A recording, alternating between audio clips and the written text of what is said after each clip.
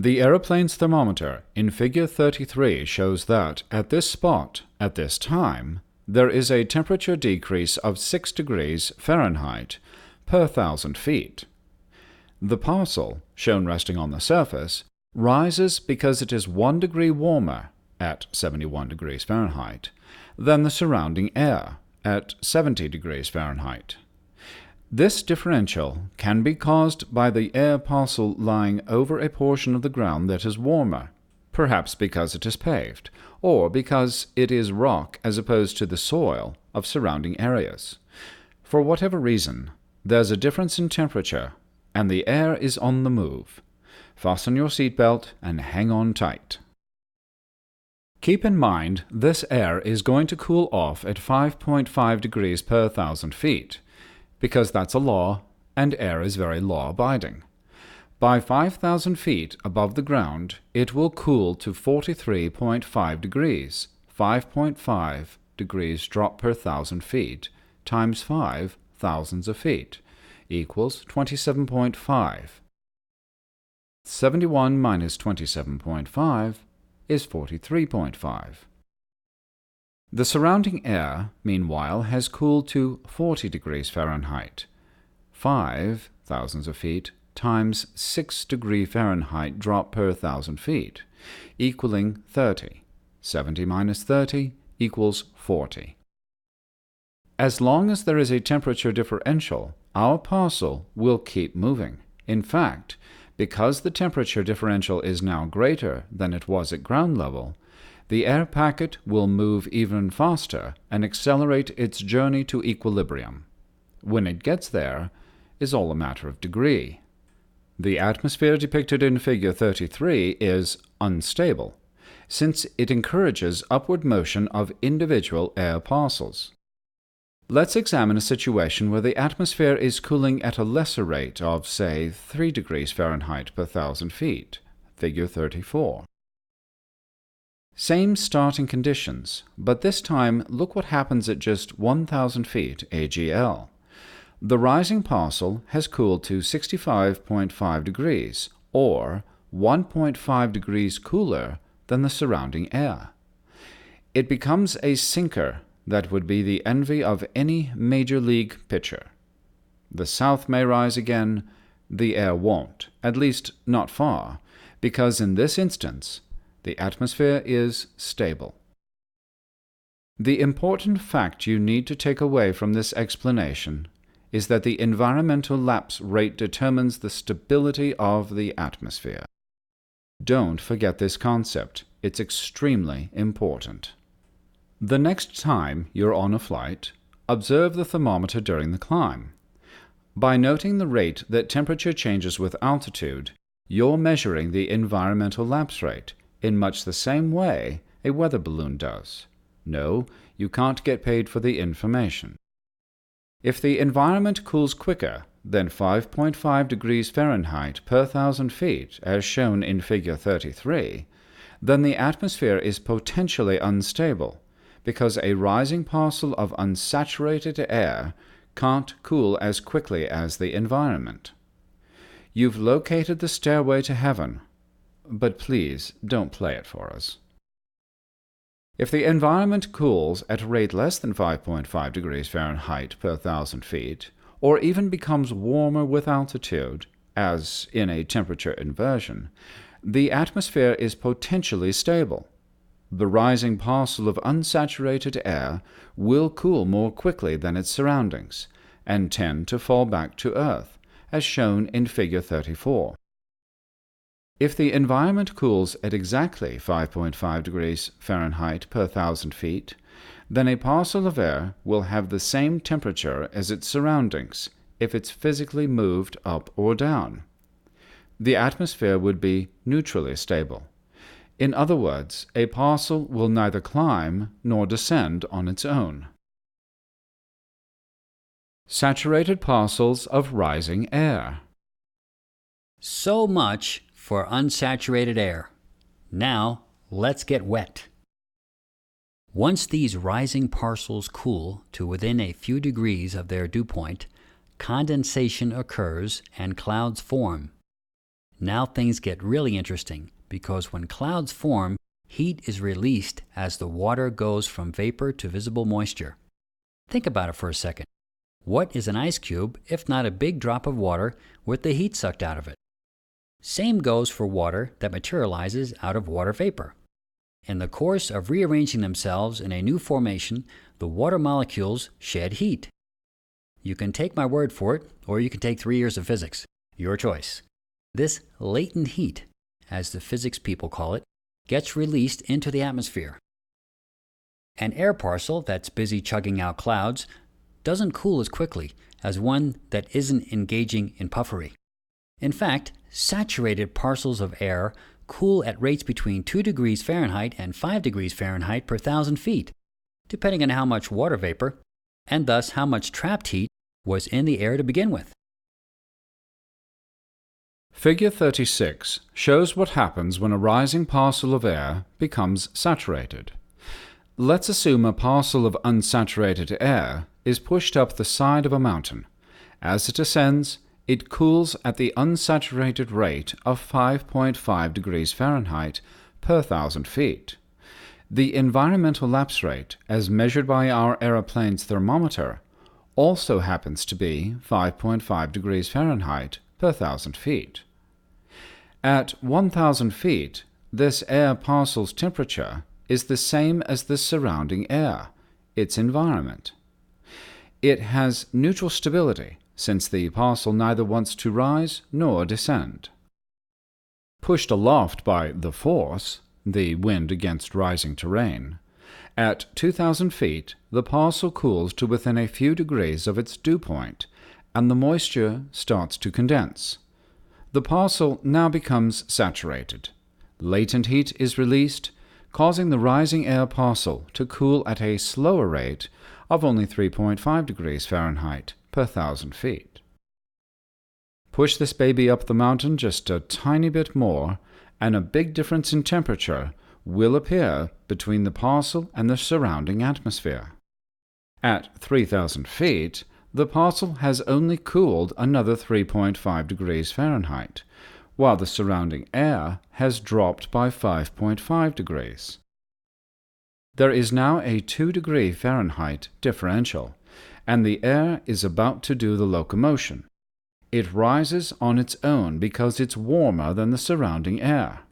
There may not be a free lunch, but there is a free ride. While the atmosphere was neutrally stable with respect to the unsaturated parcel of air, it is now unstable due to the saturation of the rising parcel. Clouds and atmospheric stability. By now you want to know what you know, and know why you care. You're ready to make a synaptic jump and begin contemplating some of the atmosphere's great mysteries. Have you ever wondered why cumulus clouds, figure 37, are associated with unstable air and stratus clouds, figure 38, go with stable air? Maybe you've looked at clouds all your life and not known there was such an association.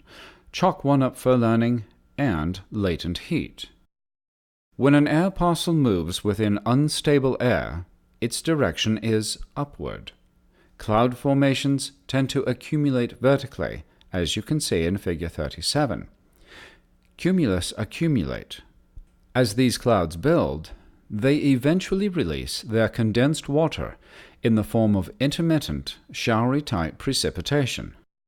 It's not unusual to see rain appear beneath a cumulus and shortly thereafter disappear.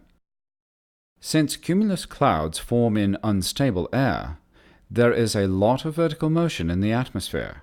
Dirt, dust, haze, and other pollutants are drawn upward and redistributed to neighboring areas. That's why cumulus clouds normally correlate with decent or better visibility.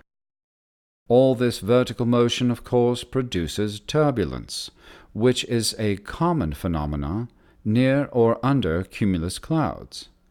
Figure 37 also lists the conditions typically encountered when cumulus clouds are present.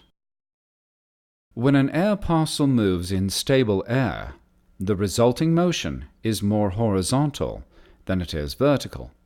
The parcel of air doesn't develop the temperature difference with its environment that encourages vertical motion. If an air parcel is given a shove up the side of a mountain, it can eventually cool enough to condense and form a cloud. Then, when given an opportunity, the parcel of air sinks back to its original level on the other side of the mountain. During the process, stratus or straight-type clouds develop, as shown in Figure 38.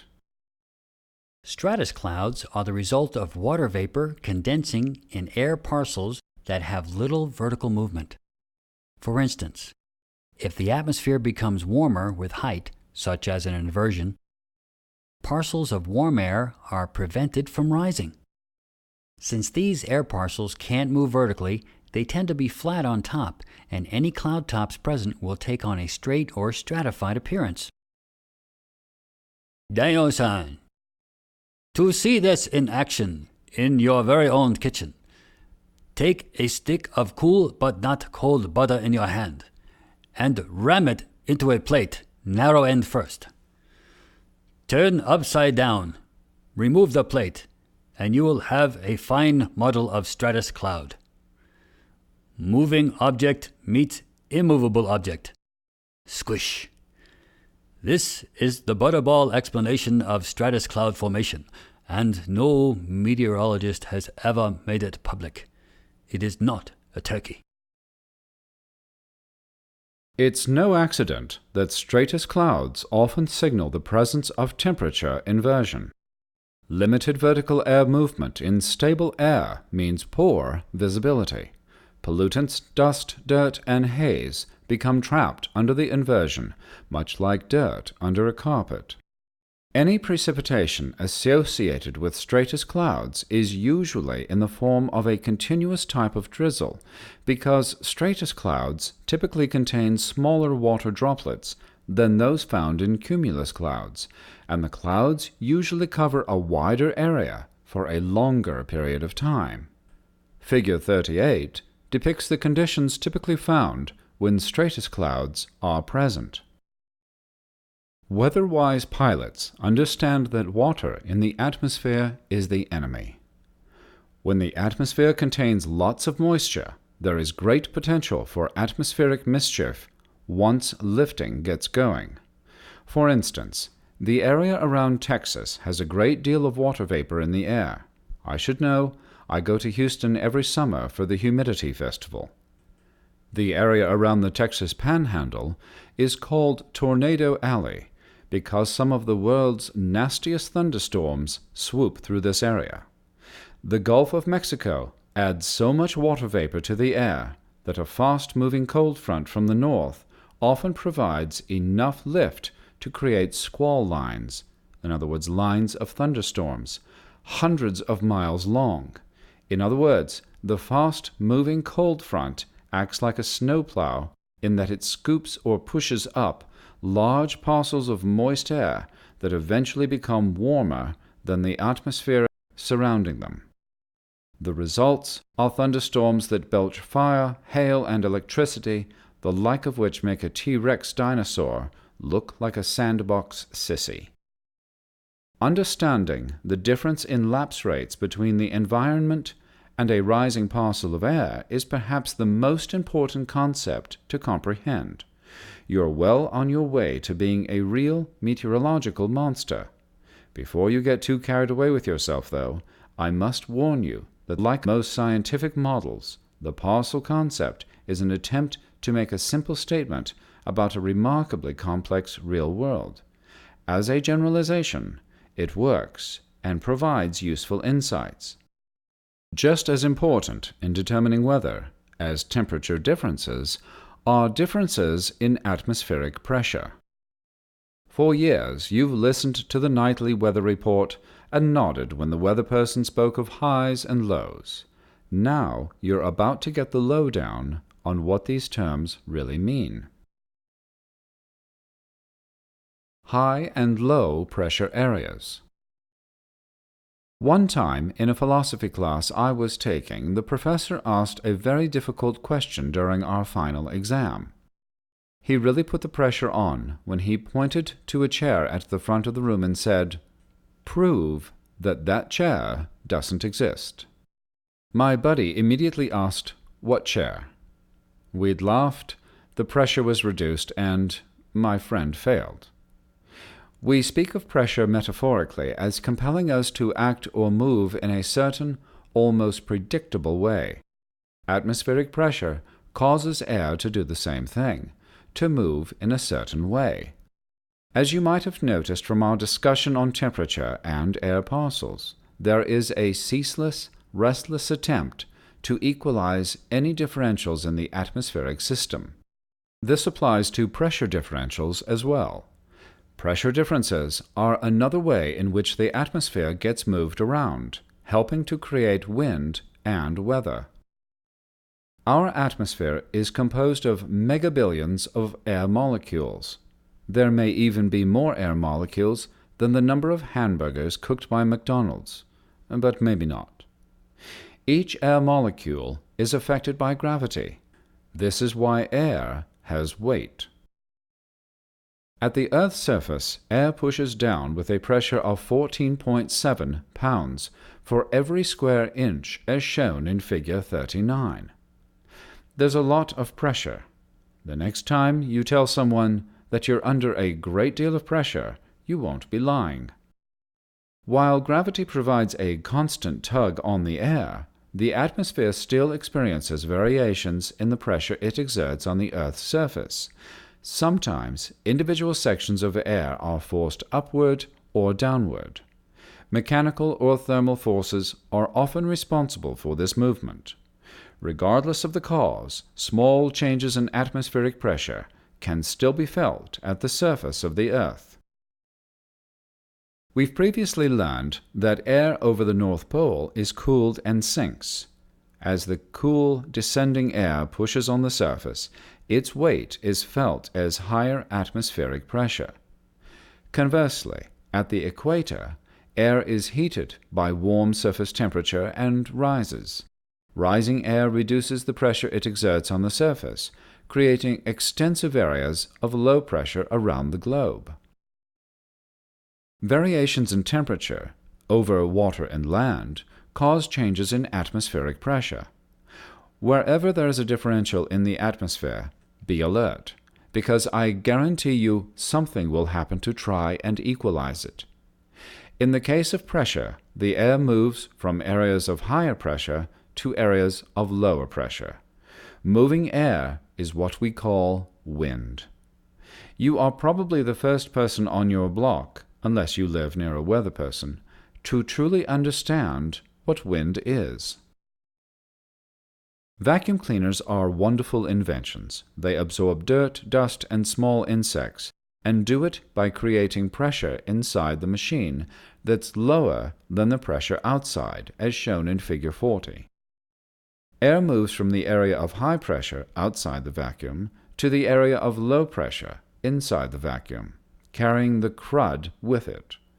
Of course, it takes a motor and fan, which means noise, to do this. That's why my mother used to drive my dad crazy by vacuuming while he watched football. He became so upset that he would get up and move to another part of the stadium. Sea and land breeze circulation. Everyone knows it's usually breezy by the sea, but hardly anyone knows why. Figure 41 shows a typical daytime sea breeze. Remember, it's called a sea breeze because that's the direction from which the air blows, in other words, from the sea. The sea breeze forms because land warms faster than water. Heating the land heats air lying next to it, causing the air to rise. This creates a small, land-based, low-pressure area. Air rising over the land eventually cools by expansion and moves toward the ocean, where it begins to settle. It continues to cool, becomes heavier, as it makes contact with the cool water, thus forming an area of high pressure over the ocean. Higher pressure over the ocean forces air to move toward land, creating a breeze from the sea. a single-cell circulation pattern is established. Later in the evening, after the land has had a chance to cool, airflow near the beach reverses direction, figure 42. After sunset, the ocean retains more of the day's heat than the land. Land isn't generally heated to the depth water is, so it has less heat to lose and cools more rapidly. In the late evening hours, the low-pressure center that was once over the land is now over the water. High pressure now exists over the land where the air has cooled. A land breeze, blowing from the land, forms and airflow moves toward the water. The original single-cell circulation pattern is reversed. These two types of airflow, land and sea breezes, are miniature models of atmospheric circulation. Magnify them thousands of times, and they become the large high and low-pressure centers talked about by meteorologists. Keep in mind that the terms high and low are relative. One man's ceiling is another man's floor. A low-pressure center can exist simply because there are several higher-pressure centers around it, as shown in Figure 43. Here's another way of thinking about the concept of pressure centers being relative to one another. You can spend a lot of time working out, pumping iron to look tough, or you can just hang out with a bunch of sissies and weaklings and look tough by comparison. It's all relative. If the area surrounding a parcel of air becomes slightly cooler, this makes the central parcel of air warmer, thus lower in pressure by comparison. Air would then flow in the direction of this lower pressure, as shown in Figure 43. Keeping it in perspective. Keep high and low pressure areas in their proper perspective. High and low pressure centers are large masses of air, sometimes thousands of miles across, that descend and rise slowly, perhaps descending at rates from a few centimeters per second to thousands of feet per day. Within these slowly moving oceans of air, smaller air parcels move up and down, playing out any of the previously discussed stability scenarios. It's important to remember that these high and low pressure oceans of air are the environments that smaller parcels of air move within. The environment is constantly changing, albeit slowly, because high and low pressure air moves. If the environment is slowly changing, atmospheric stability also changes. This is one reason why the atmosphere can be stable one day and unstable the next. Tempest fugit, and stability too. Highs and lows on weather maps. On weather maps, high-pressure and low-pressure systems are represented by a series of contour lines, see Figure 44. High-pressure centers are cooler and denser masses of air. Moving downward and outward, they rotate in a clockwise direction. Low-pressure centers are typically warmer, less dense masses of air. Air moves inward and upward and rotates counterclockwise in a low-pressure system. Right now you must be thinking, why does the air circulate counterclockwise in a low? Hold on to your retro rockets, Captain Midnight. We're going to cover that in detail on the very next page. These contour lines surrounding the highs and lows are called isobars. That's not an Italian ice cream cone either. An isobar is a line connecting areas of equal barometric pressure. This is similar to the contour lines on an aeronautical sectional chart connecting areas of equal latitude. Iso means equal, and bar represents barometric pressure. Weather computers can automatically connect areas having similar surface pressure with lines. People can do this too, but people aren't used much to draw weather maps anymore. The result is a pattern which depicts atmospheric pressure distribution on a typical surface weather map. Placed along each isobar is a pressure value, stated in millibars. These are thousandths of a bar, which is the international unit of pressure. The isobar in the very center of the high-pressure system connects all areas having a pressure of, for example, 1026 millibars. Moving toward lower pressure, anywhere away from the high's center, the pressure decreases until the isobar connects pressure of, for example, 1002 millibars in the center of the low. Perhaps you wonder why the air doesn't flow directly from the high to the low as it does in a vacuum cleaner hose. Perhaps you have the latest copy of PlayPilot hidden between the pages of this book and didn't think to ask this question. Circulation in highs and lows, going with the flow. Air should flow directly from the high to the low because of something known as a pressure gradient force. This is the basic pushing force exerted on the air, causing it to move from a higher to a lower pressure, as shown in Figure 45a. Were it not for the Coriolis force, air would do just that, but it doesn't. As the descending high-pressure air settles and spreads outwards, the Coriolis force adds a right curve to its motion, Figure 45b. This explains the clockwise circulation shown in Figure 45e. The low-pressure system, on the other hand, has air converging toward it. As air moves inward toward the center of the low, the Coriolis force also curves it to the right, Figure 45c. Eventually, the air is forced into a counterclockwise circulation around the low as shown in Figure 45d. Because of these two forces, pressure gradient and the Coriolis forces, air circulation around a high or low flows parallel to the isobars instead of across them, as shown in Figure 45e. Surface friction also has an effect on winds operating within 2,000 feet of the surface. This has a tendency to decrease wind speed as air is tugged on by mountains, trees, and other terrain features.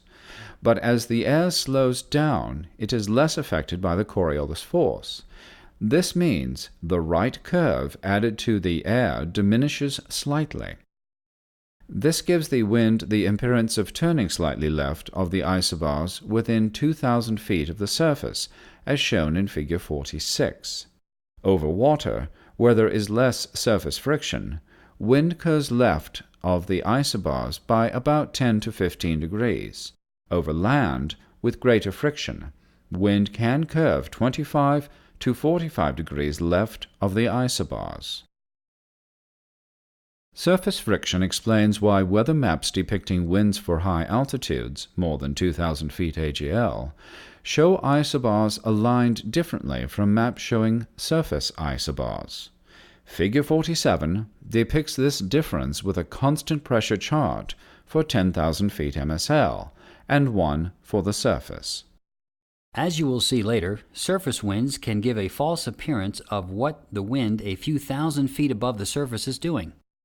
Wind shear is common when surface winds are calm and the wind at higher altitudes, a few thousand or even a few hundred feet AGL, is moving quickly. Sometimes pilots are like surface winds. They give false appearances. There was a fellow who hung around our airport with a terrible reputation for bragging. His mouth was so big that he could smoke a Duraflame log. He had the highest ratio of talking to listening in aviation, and claimed to have flown everything flyable. One day I asked him if he had some time in a tetrahedron. That's the big wind pointer resting on the ground. He said that he had 30 or 40 hours in a tetrahedron. Must have been one that had hot air in it. The answer is flowin' in the wind. Sharp pilots on long cross-country flights know how to take advantage of high-altitude airflow to gain a tailwind and avoid a headwind. On west to east flights, plan to fly north of the high and south of the low as shown in Figure 48. You'll have a tailwind most of the way using this method. On east to west flights, plan on staying south of the high and north of the low. This is called pressure pattern flying.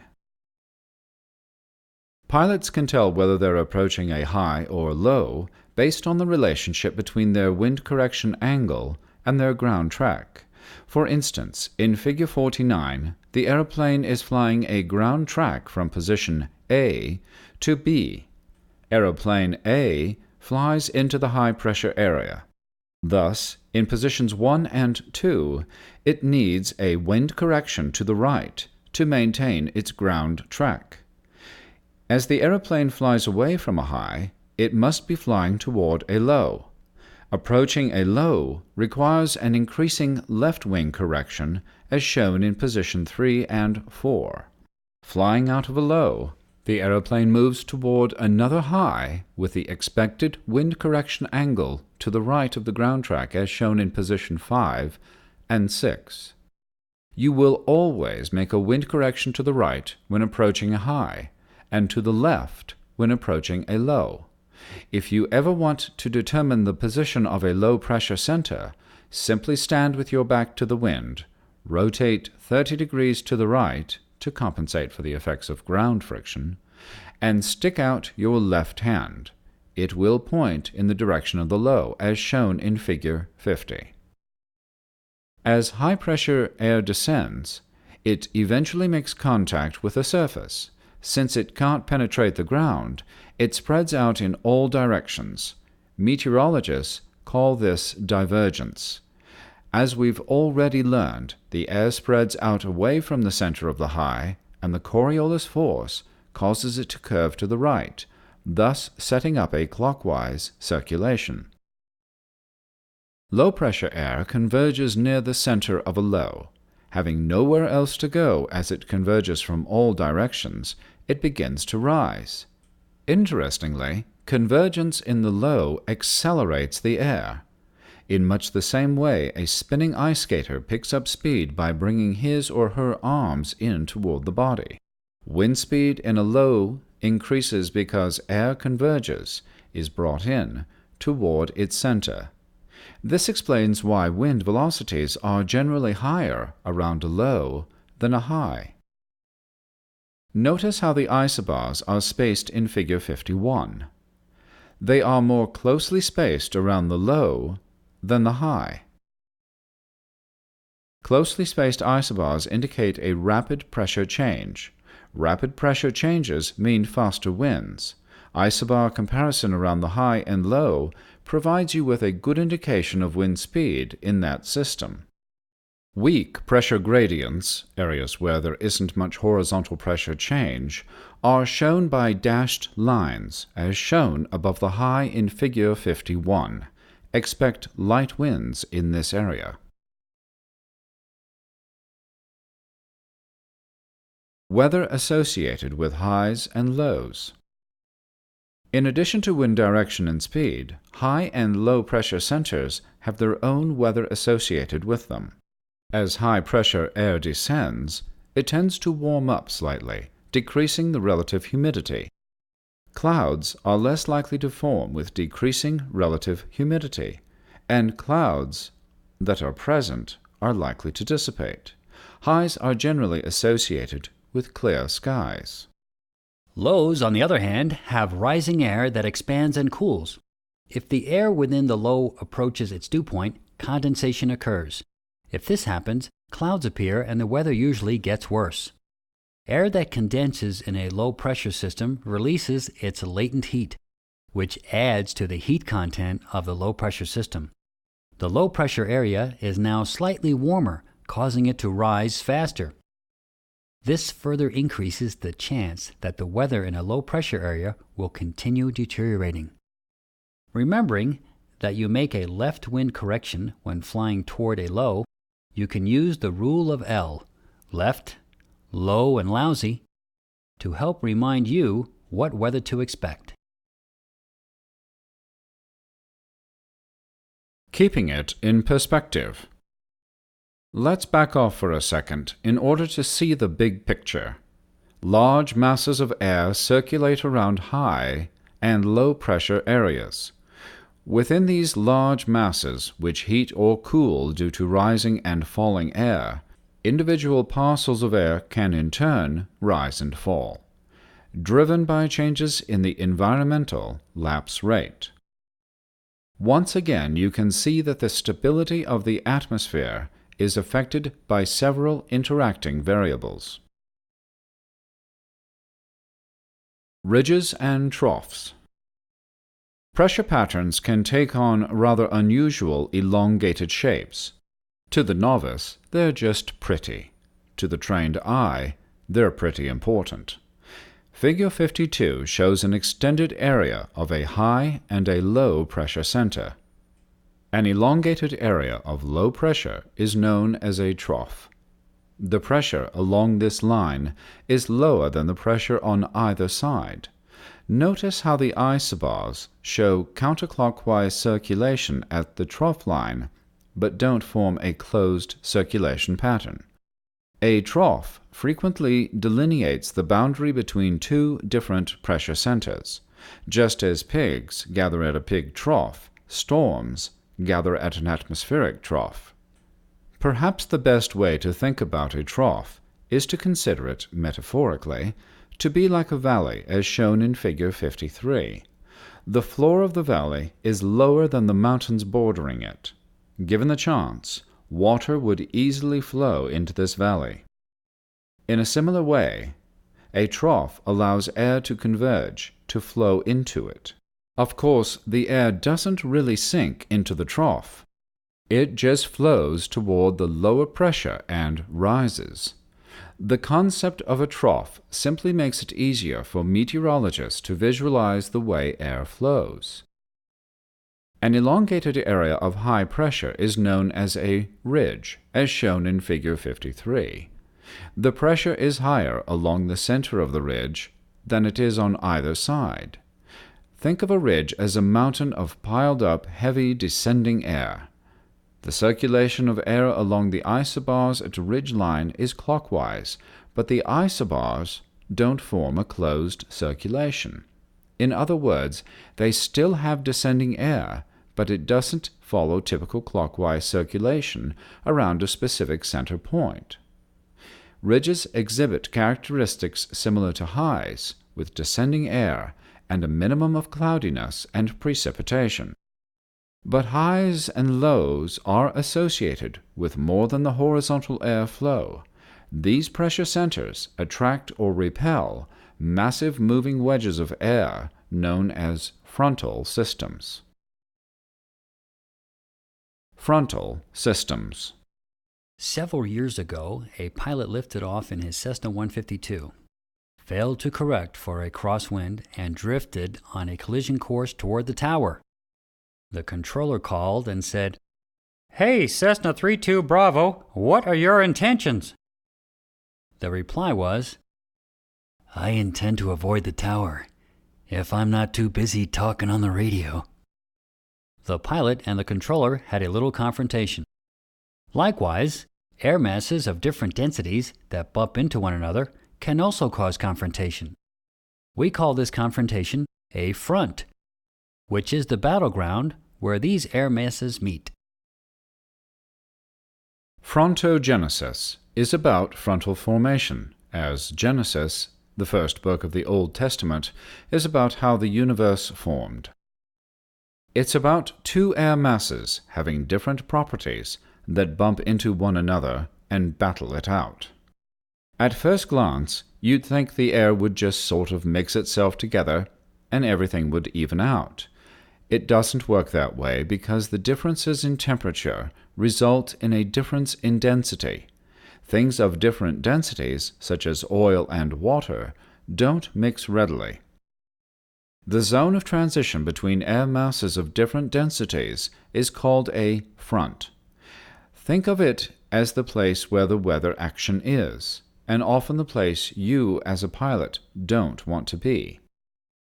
This is one kind of action you can definitely live without. Frontal systems start with large air masses. These masses of air take on the characteristics of their source region, the land or water over which they form and originate. This occurs in much the same way people take on dialects of the local culture. I had a friend who spent 10 years in Texas, and took on some of the local dialect. I still catch her saying, "fixin' to." I asked her if she was working on her instrument rating, and she said, "I'm fixin' to." I replied with, "Well then, why don't you fix another one? That way you can be fixin' 3. I'm lucky I'm not fixin' my tooth. Fronts, like people, are often very different. Figure 54 depicts the source regions for the different air masses that affect weather in the United States. Continental polar air masses come from where Santa Claus lives, near the North Pole. These are dry, cold air masses. Maritime polar comes from the same latitudes, but the air is more moist because it originates over water. Maritime tropical air masses are born over heated, moist tropical waters, meaning they are hot and full of water vapor. This also means there is a tremendous amount of latent heat energy trapped inside the air. Look out for thunderstorms. And continental tropical air masses are typically hot, dry, and unstable at low levels. The instability makes for bumpy flying, but good visibility. Rain showers are virtually non-existent, as afternoon relative humidities drop to 10% or less. The polar front. A cap of dense cold air sits over the North Polar region, Figure 55a. This undulating amoeba-shaped mass of cold air comes from the cool air descending at the poles. Moving southward, this cap of cold air flows from the east, forming a band of winds known as the polar easterlies.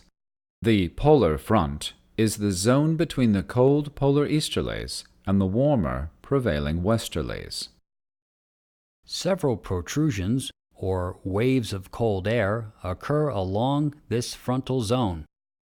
There can be 3 to 7 long waves existing globally at any one time.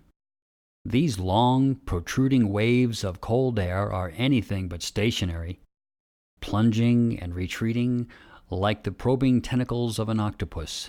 These waves advance southward in one area and retreat northward in another.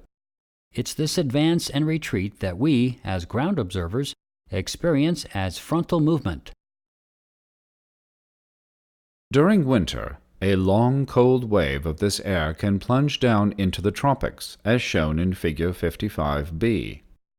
A cold wave advancing southward in one area can allow the introduction of warm tropical air moving northward. Winter weather is characterized by a longer, more protruding polar front, as shown in Figure 55b. The polar front is less wave-like in the summer, Figure 55c. If you're really interested in how small storms form along the polar front, see Post-Flight Briefing number 12-1. Different types of fronts. As a plunging long wave of cold air moves southward, it overtakes warmer, moister air. Hello, cold front. Figure 56, position A. Little blue triangles, think of them as icicles, represent the direction of cold front movement. Warm tropical air fills in the receding side of the long cold wave, forming a warm front, position B. Warm fronts are represented by red half circles. Think of these as beads of sweat. As cold and warm fronts advance and retreat, weather constantly takes on new faces. Sometimes the warm and cold air butt up against one another and neither moves. This is called a stationary front, position C. Sometimes the cold air catches up to it and lifts the warm air ahead of it, forming an occluded front, position D. Pressure falls as fronts approach. If you've ever spent time with a barometer, you will have seen this effect firsthand. It happens because fronts are often found along low-pressure troughs. Figure 56 depicts this process. Notice that the cold front lies along the border between two high-pressure areas. As the front approaches, the pressure falls. It increases after frontal passage, since a high-pressure area lies behind the front. But why is the area along the front associated with a trough or area of low pressure? Figure 58 shows the cold front air mass approaching a warmer air mass. Cold air is heavy, so it easily slips under the warmer air. As it does, it lifts the warmer air, which usually contains a lot of moisture. Given sufficient lift and lapse rate, it condenses and releases its latent heat. Heat released into the air enhances upward movement, intensifying the low pressure along the front. Simply stated, the frontal zone itself helps intensify the trough's low pressure. While there are other reasons for trough formation, this gives you a basic understanding of how troughs form and what they do. Remember, the trough is a line where the pressure is lower than on either side of the line, and where the isobars form a counterclockwise curvature but don't form a closed circulation. Along the cold front, in Figure 57, the isobars are elongated diagonally in a downward and upward direction. Air flows in a counterclockwise circulation, but it's not the typically smooth, circular flow of a low-pressure center. In other words, the isobars look pinched and bent along the trough axis. Polar cold fronts tend to move toward the low-pressure trough, as shown in Figure 59. Keep in mind that high and low-pressure centers move, so their associated troughs move. You can think of the front being drawn along with the trough, much like a horse is drawn to a carrot, or as renter pilots are drawn to airplanes with broken Hobbs meters. There are many variables affecting the intensity of low-pressure trough, high-altitude winds, intensity of upper-level convergence, latent heat of the air, to name just a few. Meteorologists go to school for many years to figure out how all these variables interact. So, if you can't predict the weather perfectly after reading this chapter, don't feel bad. The meteorologists can't either, and they're paid for all that schooling. Your job is to gain enough knowledge about weather to make some basic predictions. Rod went to school to study psychology, to allow him to predict human behavior. A friend of his worked as a baggage handler for an airline, when people used stairs instead of jetways to board airliners. During the boarding process, his friend delighted in making the passengers very nervous. He would walk over to the engine with a broom handle, hit the jet engine 3 times, then walk under the cockpit and yell, "Dude, check it out! Give it a try now!" As Rod predicted, his friend is no longer working for the airline. You'll become equally good at predicting weather by understanding a few basic weather principles.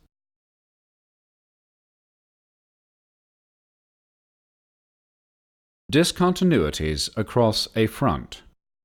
Recall that a front is a boundary or transition zone separating air masses having different properties.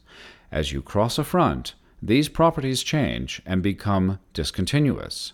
When in an aeroplane, temperature is the most easily recognized discontinuity across a front. Pilots flying across a front are likely to notice a sharper temperature change at lower altitudes than higher ones, where air tends to become more homogeneous. Since relative humidity varies with the moisture content of the air, as well as the temperature of the air, you should also expect changes in dew point with frontal passage. My grandpa always got upset after cold frontal passage when we left the house door open. He'd yell, "Hey, I'm not paying to heat the neighborhood." You can probably tell that he desperately needed a course in thermodynamics. A change in wind direction and intensity is another good indication of frontal passage. Figure 60 shows an airplane flying from A to B across a cold front. On the east or right side of the cold front, the wind is from the left, requiring a left crab angle to maintain a straight ground track. On the west or left side of the cold front, the wind is from the right, requiring a right crab angle to maintain a straight ground track. Wind shifts from the left to the right are an additional way pilots know they are crossing a frontal area. Direction of travel is irrelevant. Notice that a pilot flying from C to D still experiences a wind shift from left to right. A stationary observer on the ground will notice a shift in wind with frontal passage. By the time the cold front in Figure 60 moves past position A, the wind will shift from a southerly, from the bottom of the page, to a northwesterly, from the top of the page, direction. Aside from temperature, dew point, and wind shift, a falling then rising barometer is another good indication of frontal passage. As the front approaches, barometric pressure lowers. In other words, the altimeter settings for local airports along your flight path are reporting consistently lower altimeter settings. Altimeter settings rise as the high-pressure air behind the front approaches. Cold front characteristics. A cold air mass overtaking a warm air mass is called a cold front. Cold air, being heavier than warm air, moves along the surface, pushing warmer air up in a bulldozer-type action. Because of its consistency and surface friction, the leading edge of the cold air tends to stick to the surface, forming a steeply sloped frontal edge, as shown in Figure 61. Faster-moving cold fronts have steeper frontal slopes than slower ones. Frontal steepness is relative. To me, a set of stairs leading up to a children's slide is steep. To a mountain-climbing friend, the face of Yosemite's El Capitan is steep. At least, that's what he told me in a hospital emergency room. Cold frontal slopes range on a meteorological scale of 1 to 50, that's steep, to 1 to 150, not too steep, and average about 1 to 80. A slope of 1 over 80 means that 80 miles behind the point where the cold front is at the surface, the top of the cold air will be 1 mile above the ground, Figure 61. Figure 61 shows a cross-sectional view of a cold front. The diagram is exaggerated for clarity. Since the cold air is nowhere near as tall, relative to its length in this picture, a more realistic vertical versus horizontal view of this front is shown at the bottom of the diagram. With tops of cold air ranging up to 25,000 feet, the cold front occupies a relatively small vertical slice of the atmosphere. In the northern hemisphere, strong cold fronts are usually oriented in a northeast to southwest direction and move toward the east and southeast, as shown in Figure 61. They are often followed by colder and drier weather. The cloudiness and weather associated with the front depends on the degree of stability and moisture content of the air mass ahead that's being lifted by the front. Keeping it in perspective. Earlier we talked about how parcels of air are lifted within their environment. Keep in mind that it's not the environment that's lifted, it's a parcel that's somehow pushed upwards. Cold fronts provide an excellent means of lifting these parcels. Of course, the longer and steeper the front, the larger the number of parcels lifted. Therefore, the effects of stability or instability of the air are more widespread. Two types of cold fronts. Cold fronts can be divided into two general types, fast-moving and slow-moving. Fast-moving cold fronts have been clocked in excess of 60 miles per hour, which means you can be doing the legal freeway speed limit in some states and get run over by a speeding cold front. On average, they usually move at half that speed. Their speed is generally faster in winter than in the summer months. Most of the cloudiness and precipitation associated with a cold front is located along and ahead of the area where warm and cold air meet, as shown in Figure 62. Because of the cold front's high speed, this weather is often the most hazardous that pilots encounter.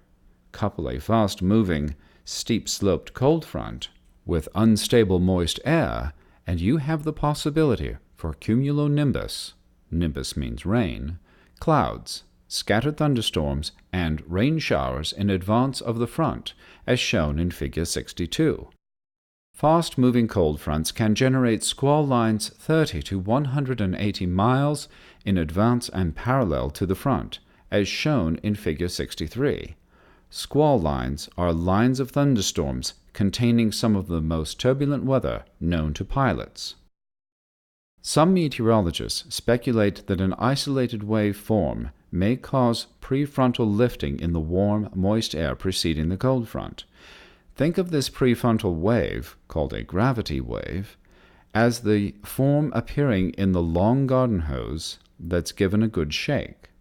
This ripple of energy moves along the hose. A wave of air, moving in advance of the cold front, can generate enough prefrontal lifting in advance of the actual front, to instigate squall-line thunderstorm weather. Slow-moving cold fronts, on the other hand, generally generate less hazardous weather. Slower-moving cold air forms a shallower slope with less intense lifting of air. See Figure 64. Precipitation and cloud formation occurs in a rather broad band behind the cold front's surface position. Because the lifting is less intense, stratiform clouds are more likely to form if the air is relatively stable. Fog can also form in the rainy area. Unstable air, on the other hand, forms cumulus clouds and thunderstorms. Either way, the weather is confined to a rather narrow band along the front, as shown in Figure 65. Warm fronts. Warm fronts are typically associated with the small wave patterns moving along the polar front, as shown in Figure 66. Retreating cool air in the upper part of the small frontal wave is replaced by warmer, moister air from the south. Being heavier and denser, the retreating cool air is tugged by surface friction as it moves. Warm front orientation is more north-south or northwest-southeast, with the frontal position moving in a northeasterly direction, as shown in Figure 66. Tugging creates a long, shallow slope over which warm air rises gradually as it replaces the cooler air. Because cool air is reluctant to give way to lighter, warmer air, warm fronts usually move at 15 miles per hour or half the speed of the average cold front. Warm front slopes typically range between 1 to 50 to 1 to 200, with an average of 1 over 100.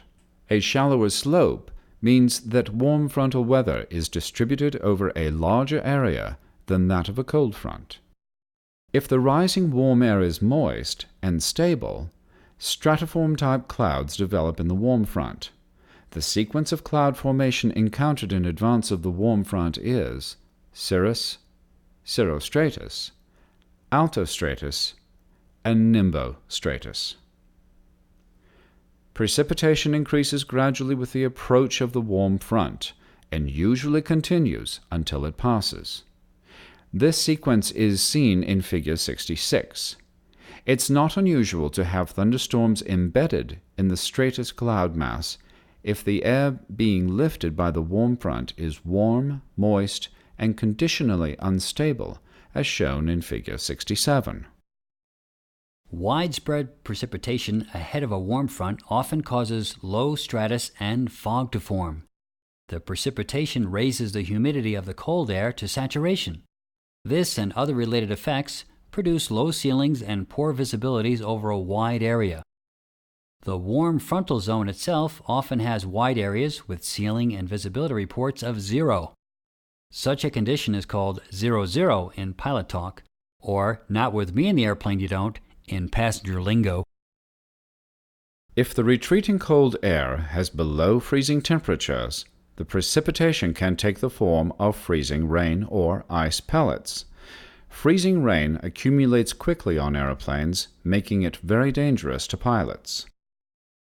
This occurs because raindrops from the warmer air aloft freeze as they fall into the colder air below. In fact, freezing rain or ice pellets are usually good indicators that there's warmer air aloft. Stationary fronts. Sometimes the opposing forces exerted by air masses of different densities are of similar strength, and little or no movement occurs between them. With little or no movement at the air mass boundary, a stationary front forms, as shown in Figure 68.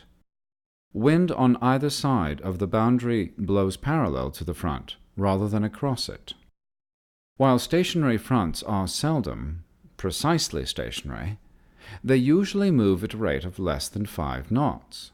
The type of weather that forms is similar to that of a warm front, but it's less intense because very little lifting of warm air over cold occurs. An annoying feature of stationary fronts is that their weather patterns usually persist for several days, driving VFR pilots to new depths of frustration. Frankly, there's nothing worse than having bad weather persist for days, as it often does in Europe. This is why the British definition of a UFO is called the sun. The jet stream. The jet stream is not a trout habitat funded by Boeing. The jet stream consists of one or more tubes of very fast-moving air flowing west to east across the United States, other places too, but we'll start close to home. The jet stream does several things, kind of like lowering your bird feeder to within 6 inches of the ground. Now it's a combo bird and cat feeder. High-altitude winds direct storm track movement across the United States, as well as providing tailwinds to pilots moving in an easterly direction. It's kind of interesting to understand how jet streams form.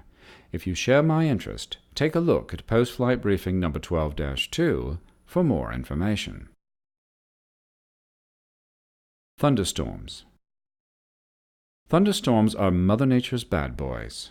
Are we paying attention now? Good, because turbulence is unpleasant, rain is a pain, clouds make you crabby, but thunderstorms can and do cause pilots lots of grief. Along with ice, thunderstorms are something every pilot in every size of airplane is taught to avoid. It's not a question of, my plane isn't big enough to do that. In the case of thunderstorms, nobody's plane is big enough. That's not to say that if you're caught in a thunderstorm, you are absolutely fillet of sole. Let's just say your survival opportunities languish. A thunderstorm is one of the most impressive displays of raw power in existence. There are around 40,000 of these lightning bolt, thunder-belching creatures roaming the planet on a daily basis. Your job is to avoid them. If you could purchase a Mattel thunderstorm kit, it would include 3 items: moisture, unstable air, and some type of lifting force. Moisture is a necessary ingredient of thunderstorms simply because it contains trapped energy in the form of latent heat. The more moisture available in the air, the taller the thunderstorm monster can grow. All the moisture in the world, however, won't help thunderstorm growth if the air is stable. A strong temperature inversion, very stable air, acts like a lid on cumulus clouds and stunts their growth. In the presence of unstable air, building cumulus clouds can heat up well beyond the temperature of their surroundings, creating conditions ripe for thunderstorm formation. Finally, thunderstorms, like people, sometimes need a good kick in the pants, a push, to commence the growth process. A lifting force in the form of wind blowing up a mountain, frontal lifting, surface heating, or convective activity is often sufficient to start thunderstorm formation. The not-so-secret life of a thunderstorm. Thunderstorms have life cycles averaging from 20 to 90 minutes.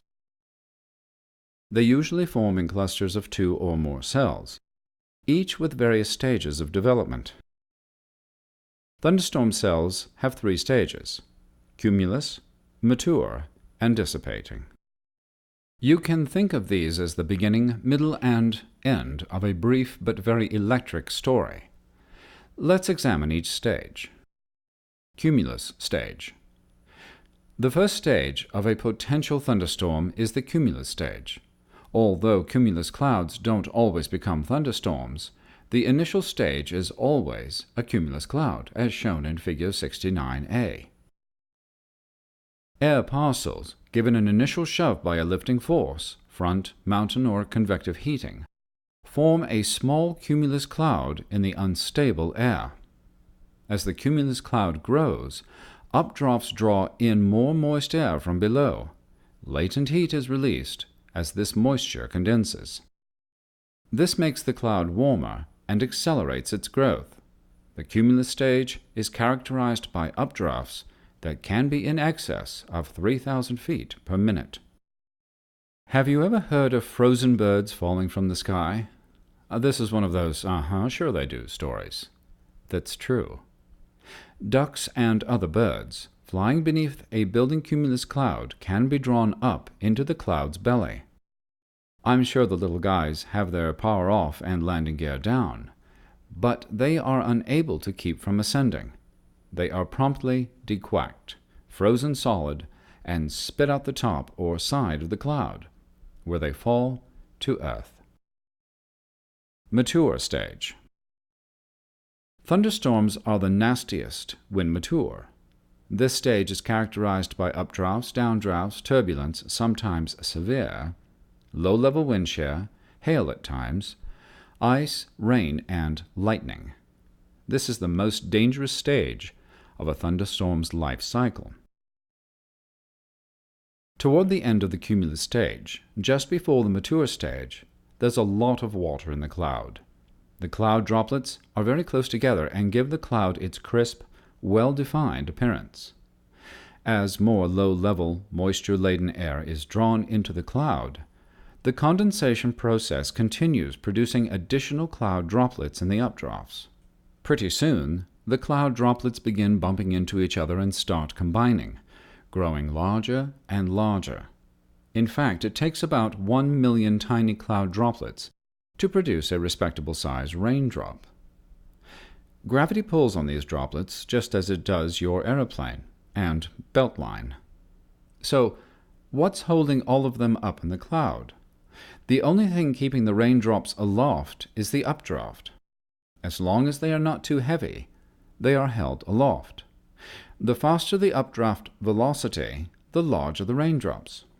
Eventually, a point in time is reached where the raindrops become so heavy that the updraft can no longer support their weight and they begin to fall.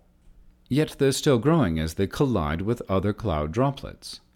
Once they get bigger than 5 millimeters, atmospheric drag breaks them apart into 2 smaller raindrops. Your first visual clue that the thunderstorm has reached the mature stage will be rain at the surface.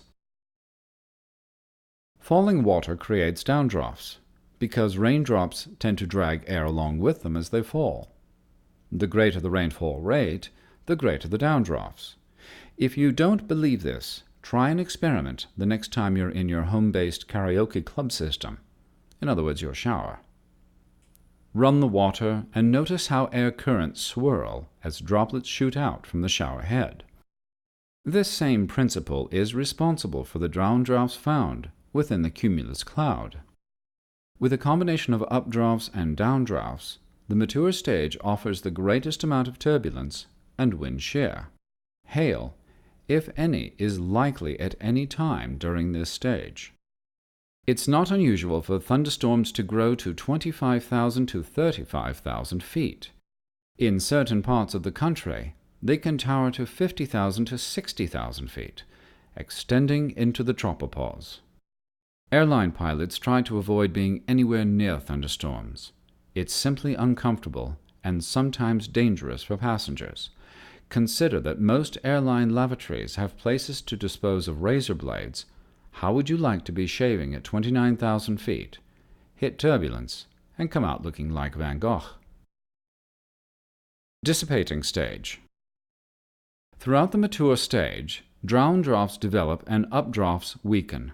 Ultimately, downdrafts are all that's left in the once mighty thunderstorm cell. But don't be fooled.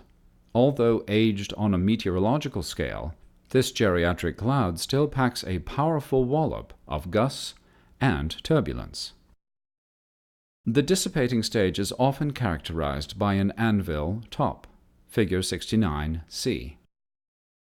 Without continued vertical development, the thunderstorm's top is blown over by high-altitude winds.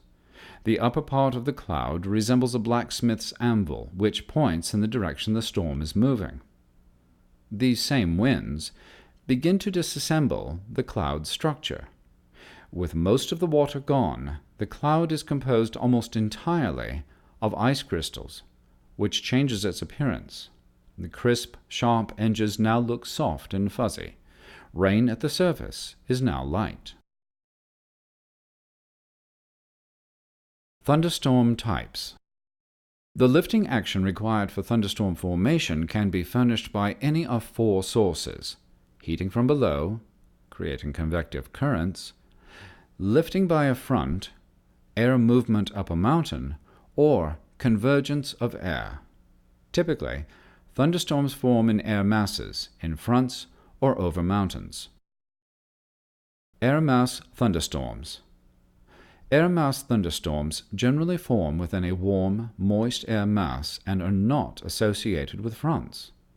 They are usually classified as convective, heated from below, or orographic, mountain-induced thunderstorms.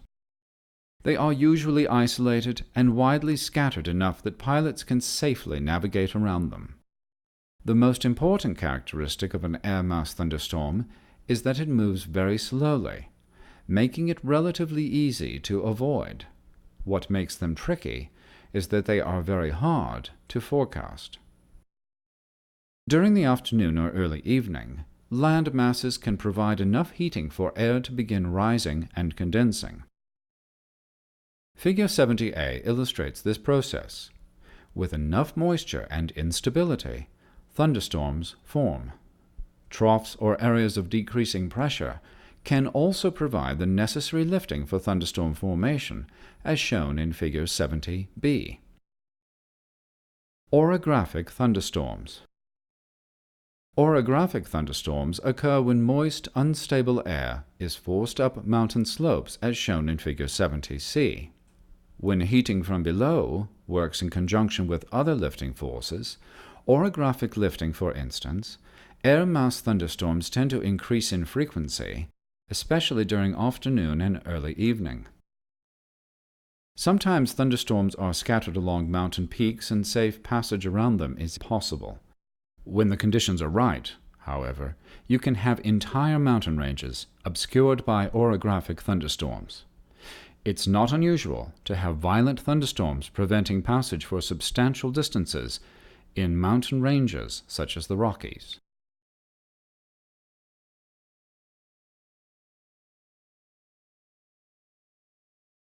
Frontal thunderstorms. Because fronts vary in slope and speed, thunderstorms associated with them vary considerably in intensity. Faster-moving fronts usually produce the nastiest thunderstorms. Thunderstorms associated with cold fronts are normally the worst, except for those found in squall lines. Both of these are associated with movement. Frontal thunderstorms usually form in continuous lines, as shown in Figure 71, and are relatively easy for pilots to identify. Problems arise for pilots when thunderstorms extend along the frontal line. Circumnavigation is often impossible since the frontal line can extend several hundred miles and be packed with thunderstorms. The pilot's best option is to park the airplane, have a soda, and tell tall tales to older and wiser pilots waiting on the surface for frontal passage. Rod's done this on several occasions when thunderstorms loomed along his flight path. One time, Rod landed at Garden City, Kansas, a real small town, and decided to rent a car to tour the neighborhood until the weather cleared.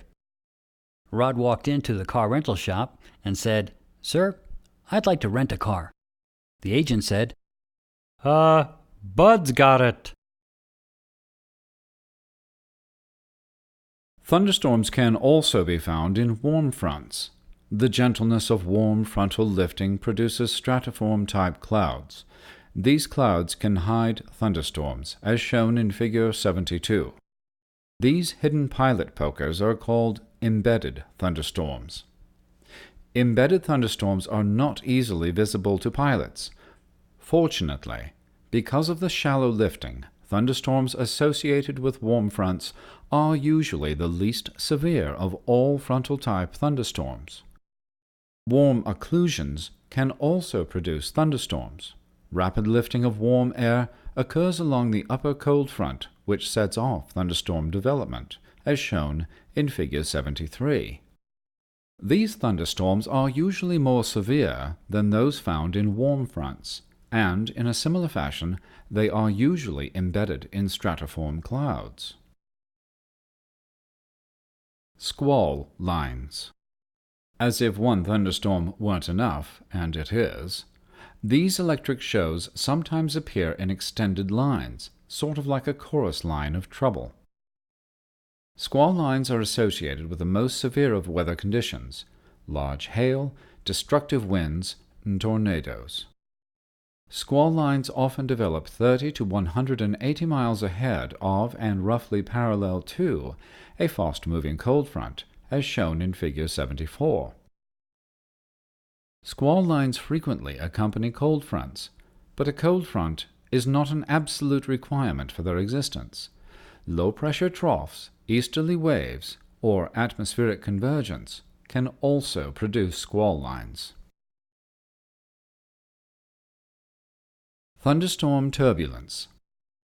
By now, I hope you've gotten the idea that thunderstorms are not a party we wish to attend.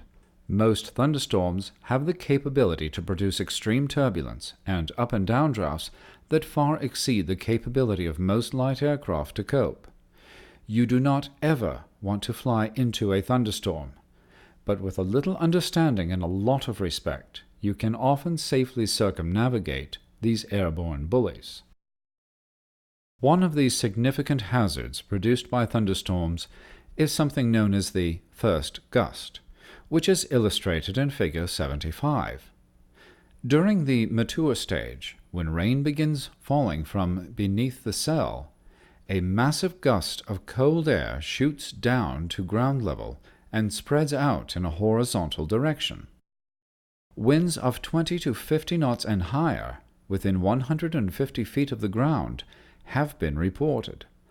Although most intense within 10 to 15 miles from the storm, the effects of these winds have been known to travel distances of 50 miles from the generating cell. If you are on the ground, where you should be, the passage of a gust front resembles a miniature cold front. As it passes, the wind shifts and becomes strong and gusty, temperatures drop sharply, and because the air in the downdraft is cold and heavy, surface pressure rises.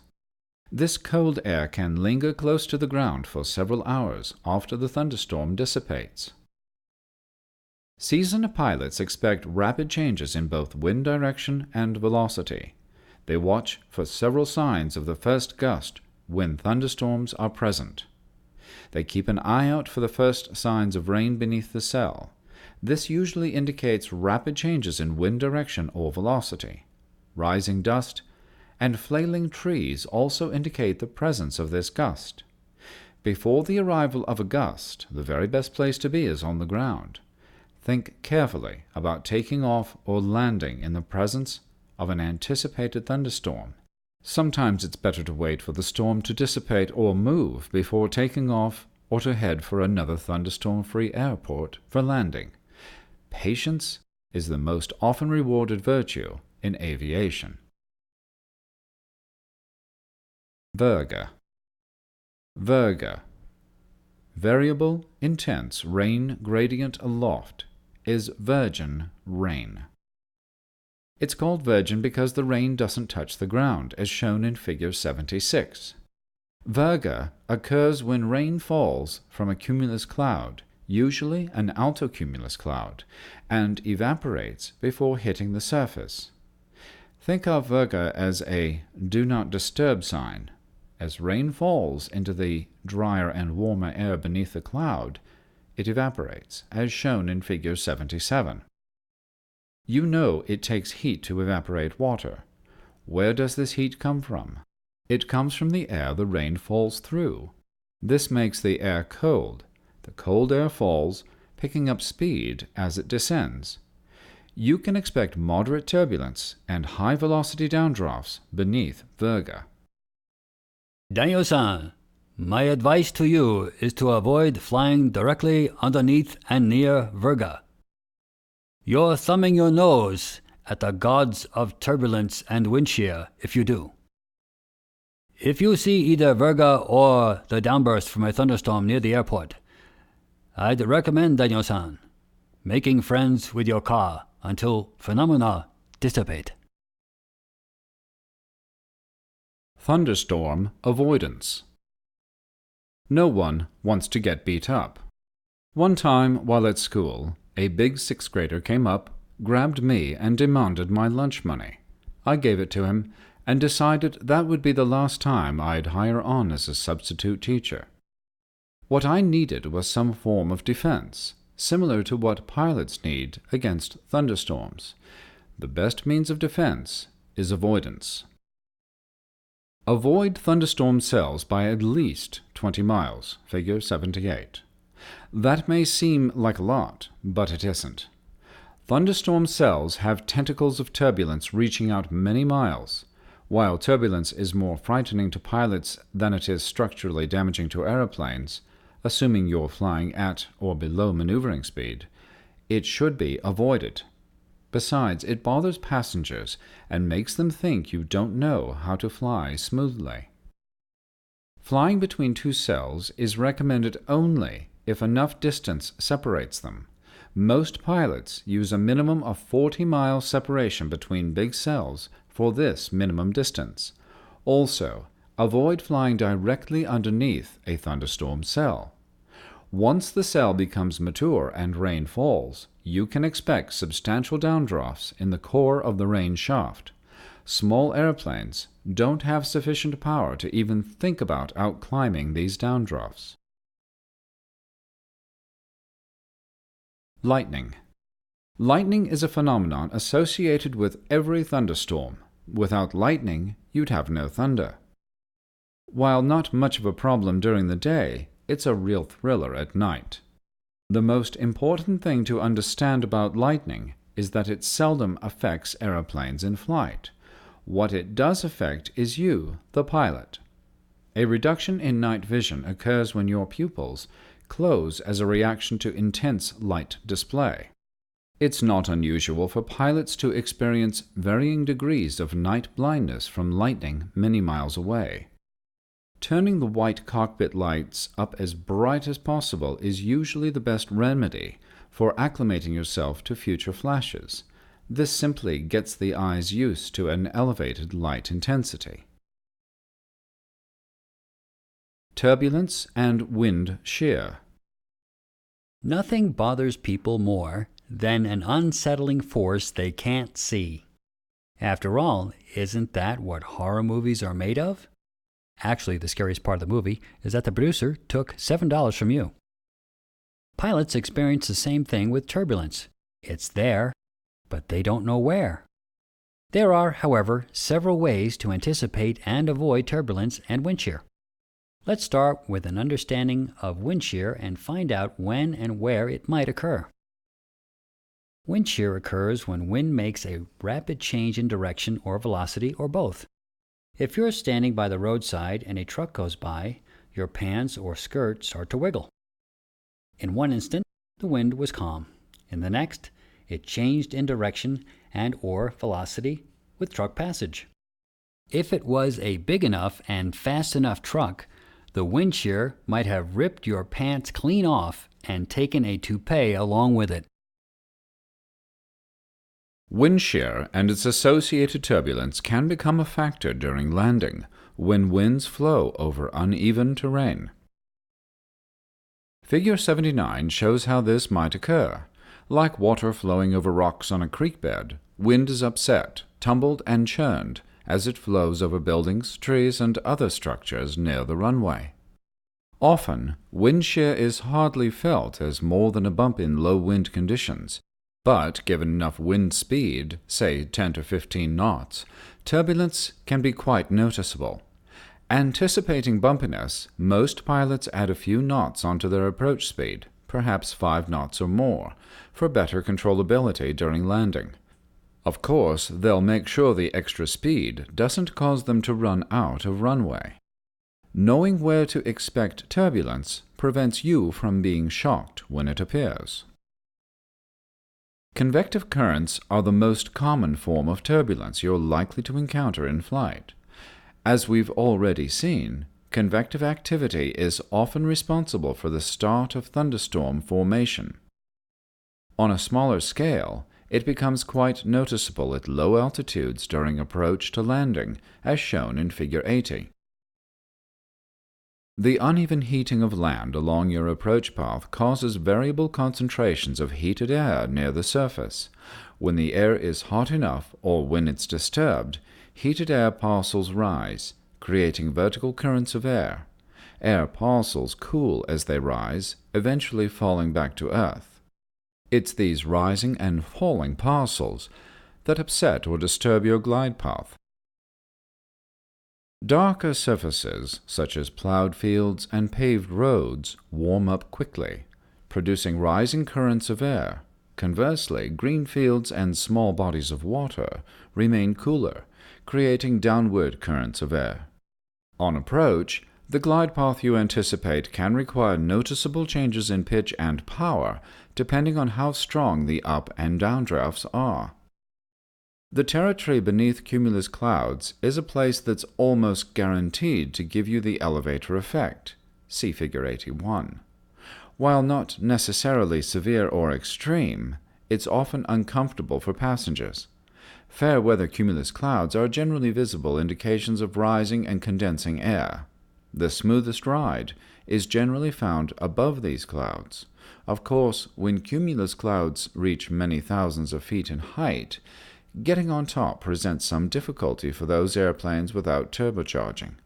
Therefore, circumnavigation of cumulus clouds is often the best means of avoiding turbulence.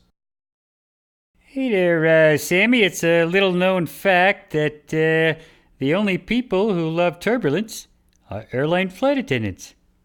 Yeah, when it's bumpy, they don't have to serve food.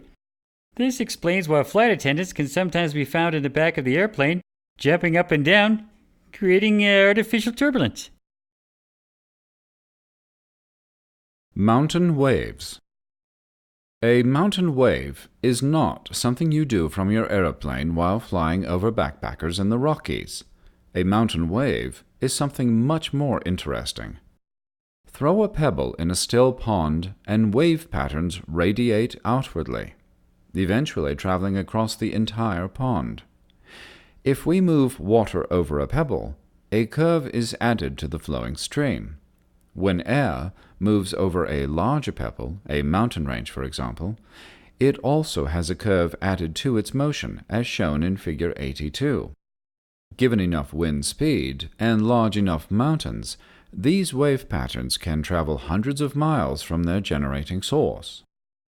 Very stable air, moving above the level of surface friction, usually flows in a laminar or smooth, layered pattern. But when it encounters a large enough obstacle, a mountain range for example, a standing or mountain wave pattern is established in the mass of moving air. The standing wave is very similar to the wave which appears when a long rope is given a good shake at one end. The wave pattern appears to travel the length of the rope, eventually dissipating in a flip at the end. Mountain waves do something very similar. As wind, usually with a velocity of 40 knots or more, encounters a sufficiently large mountain, a perturbation or shake of the rope occurs. A wave pattern is induced in the once smooth-flowing or laminar air. This pattern sets up a series of waves in the downwind direction, with valleys and peaks that remain stationary. Given enough moisture in the stable air, condensation from the air cooling as it rises occurs at the peaks of these waves. Directly over the mountain top, a pileus or cap cloud occurs above the rough mountain surface. That's not Pontius Pileus either. Wrong guy, wrong story. Farther downwind, almond or lens-shaped clouds form at the wave crests. These clouds are called lenticular clouds because of their lens shape. The formation of lenticular clouds is shown in Figure 82.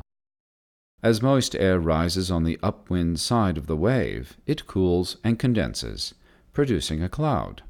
On the downwind side of each wave crest, the air sinks and warms, resulting in the cloud droplets evaporating. Lenticular clouds differ from other clouds not only in shape, but because they appear not to move. This is because the air is rushing through them as they continually form on their western edges and evaporate on their eastern edges.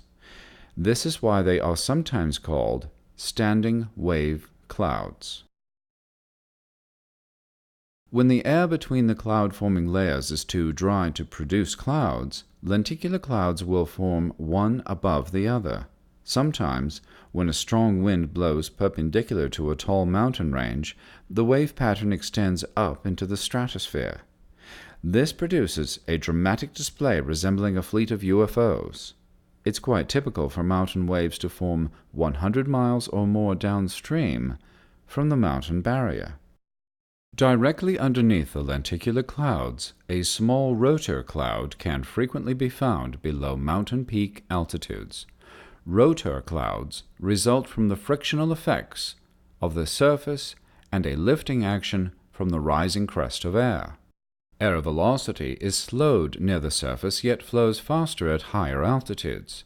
This adds a rolling motion to tubes of air similar to the forward motion of a baker's rolling pin. Long, cigar-shaped clouds form, each containing severe turbulence. These clouds are to be avoided like cooties were avoided in 6th grade. Violent turbulence will also be found in the up and down drafts associated with lenticular clouds. Pilots must be especially cautious when flying near or around mountain waves. Many varieties of turbulence appear in these wave patterns. Keep in mind that mountain waves can and do form in dry air. The only problem is you can't see them. In other words, telltale lenticular clouds are not visible.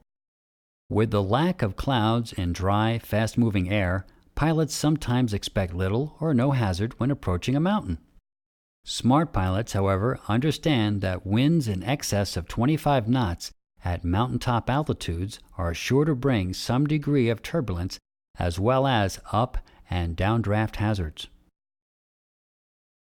Approaching a mountain on the windward side or the upwind side, as shown in Figure 83, you might find yourself climbing at several thousand feet per minute with power completely reduced.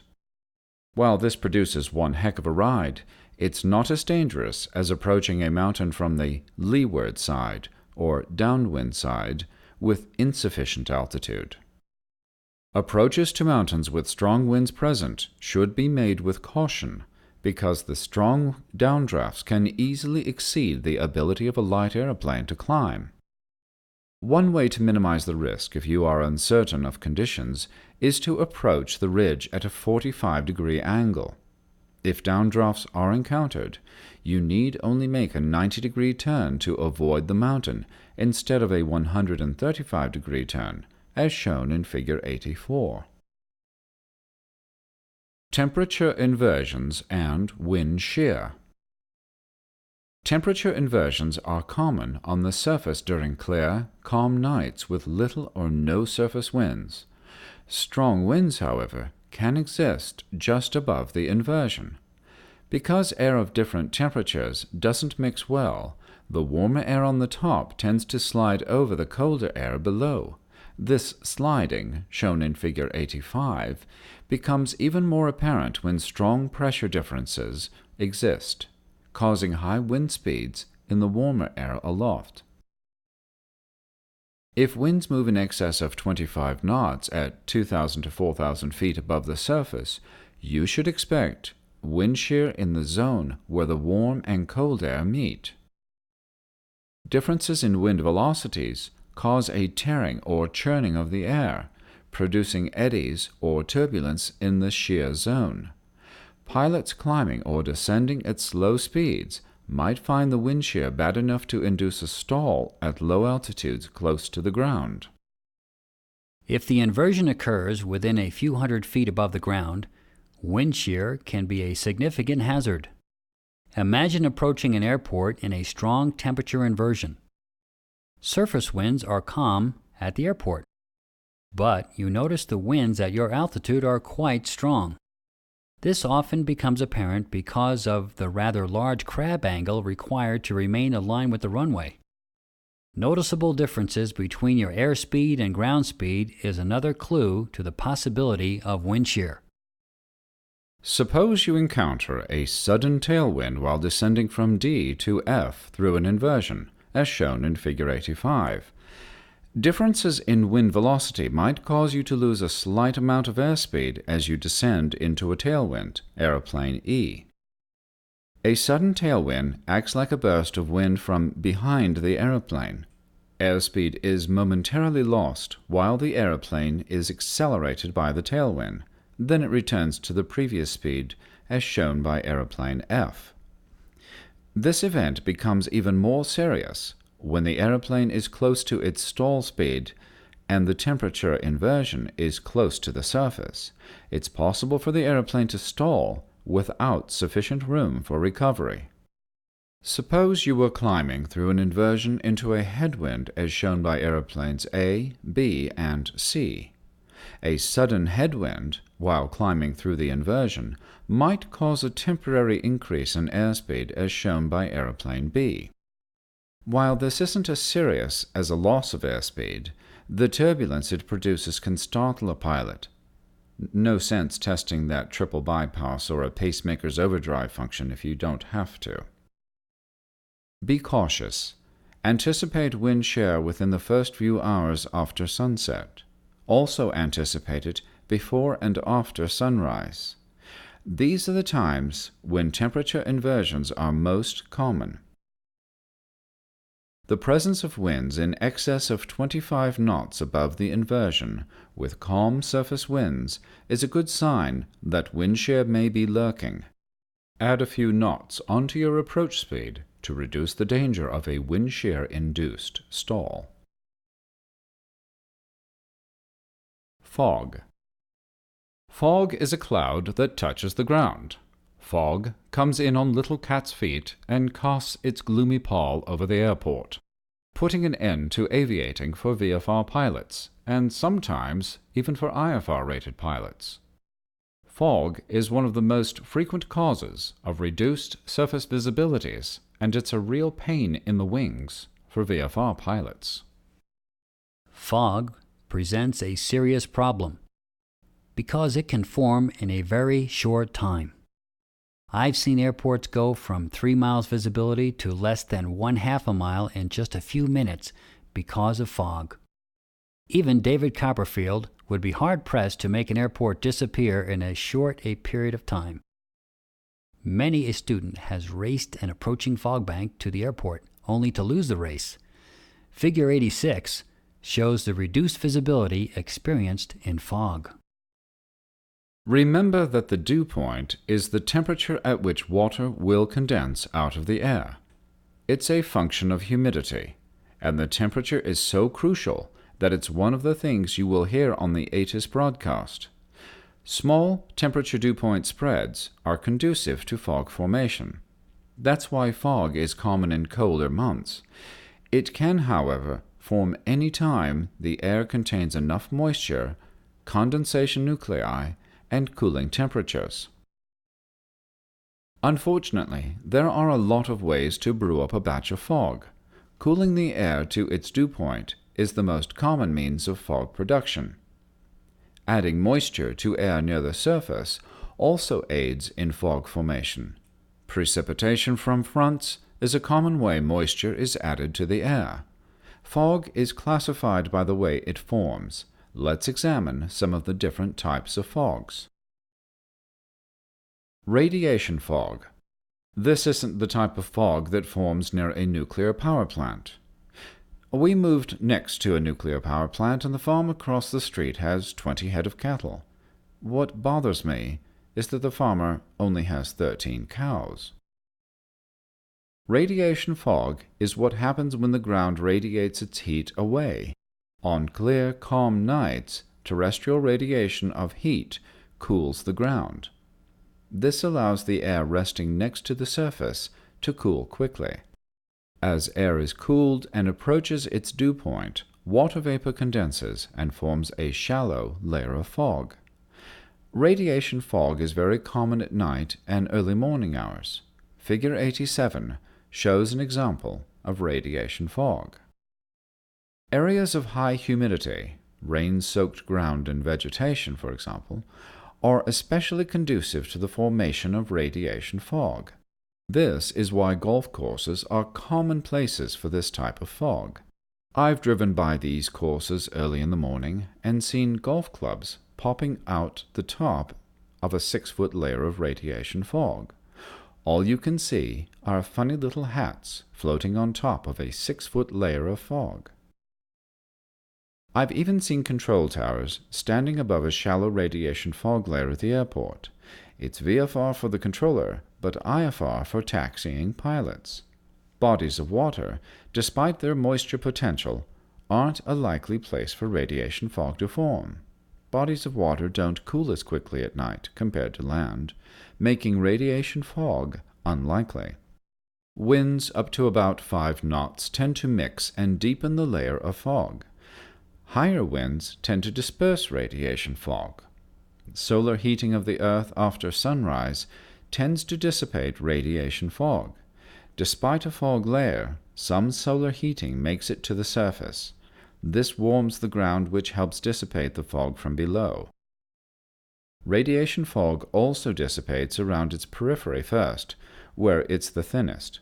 Of course, all this assumes a high-altitude cloud layer isn't preventing a reasonable amount of solar heat from reaching the surface. Some people speak of fog burning off rather than dissipating. I once told a student we would fly later in the morning after the fog burned off. He went home and told his mother he couldn't fly because there was going to be a fog fire at the airport. Advection fog. Convection means to move something vertically. Advection means moving it sideways. Advection fog is fog that forms elsewhere and comes to visit you. Sometimes called sea fog, advection fog is most common in coastal areas, although it can form in inland areas. As warmer, moist air comes in contact with the ocean surface, air temperatures decrease and water vapor condenses. This process is shown in Figure 88. With slight heating, the pressure over land lowers, drawing advection fog inland.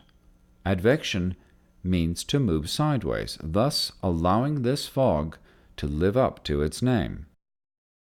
Advection fog deepens when winds increase to about 15 knots. Winds above this speed tend to lift fog layers into low stratus or stratocumulus type clouds. Stratocumulus clouds are a mixture of both stratus and cumulus clouds.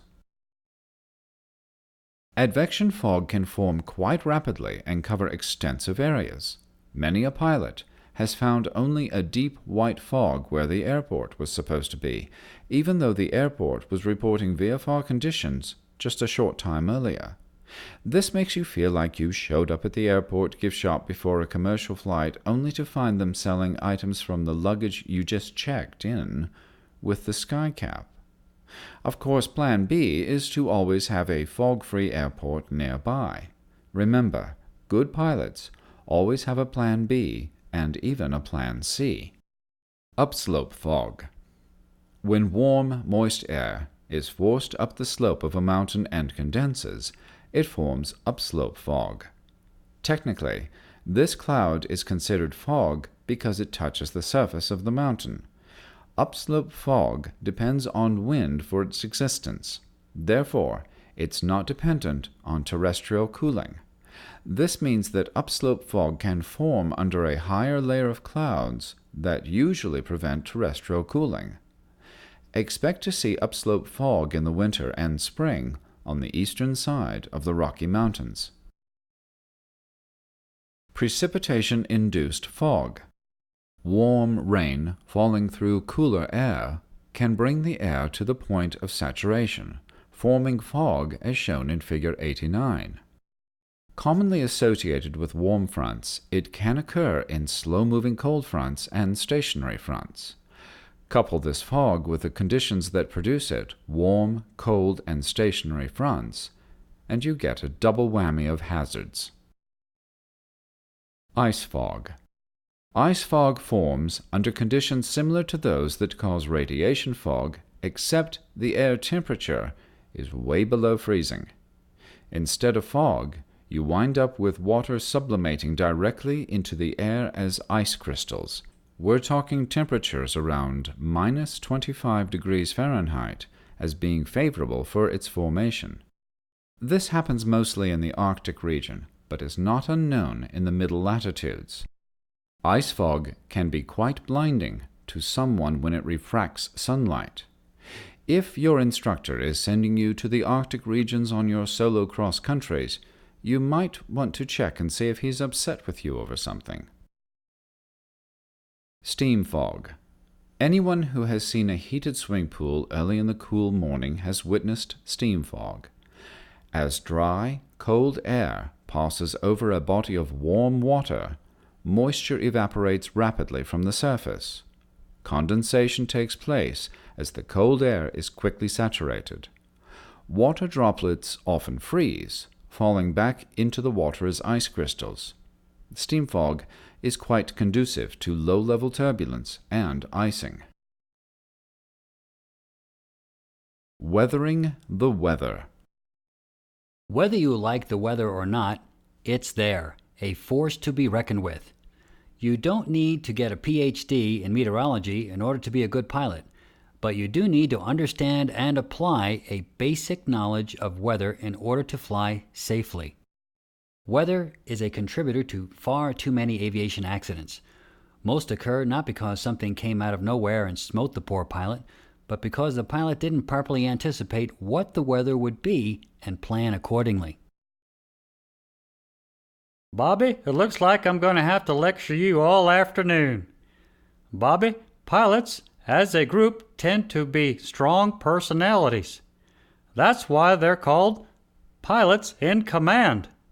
However, when it comes to the weather, a little bit of humility will go a long way toward keeping your skin and that of your aircraft intact.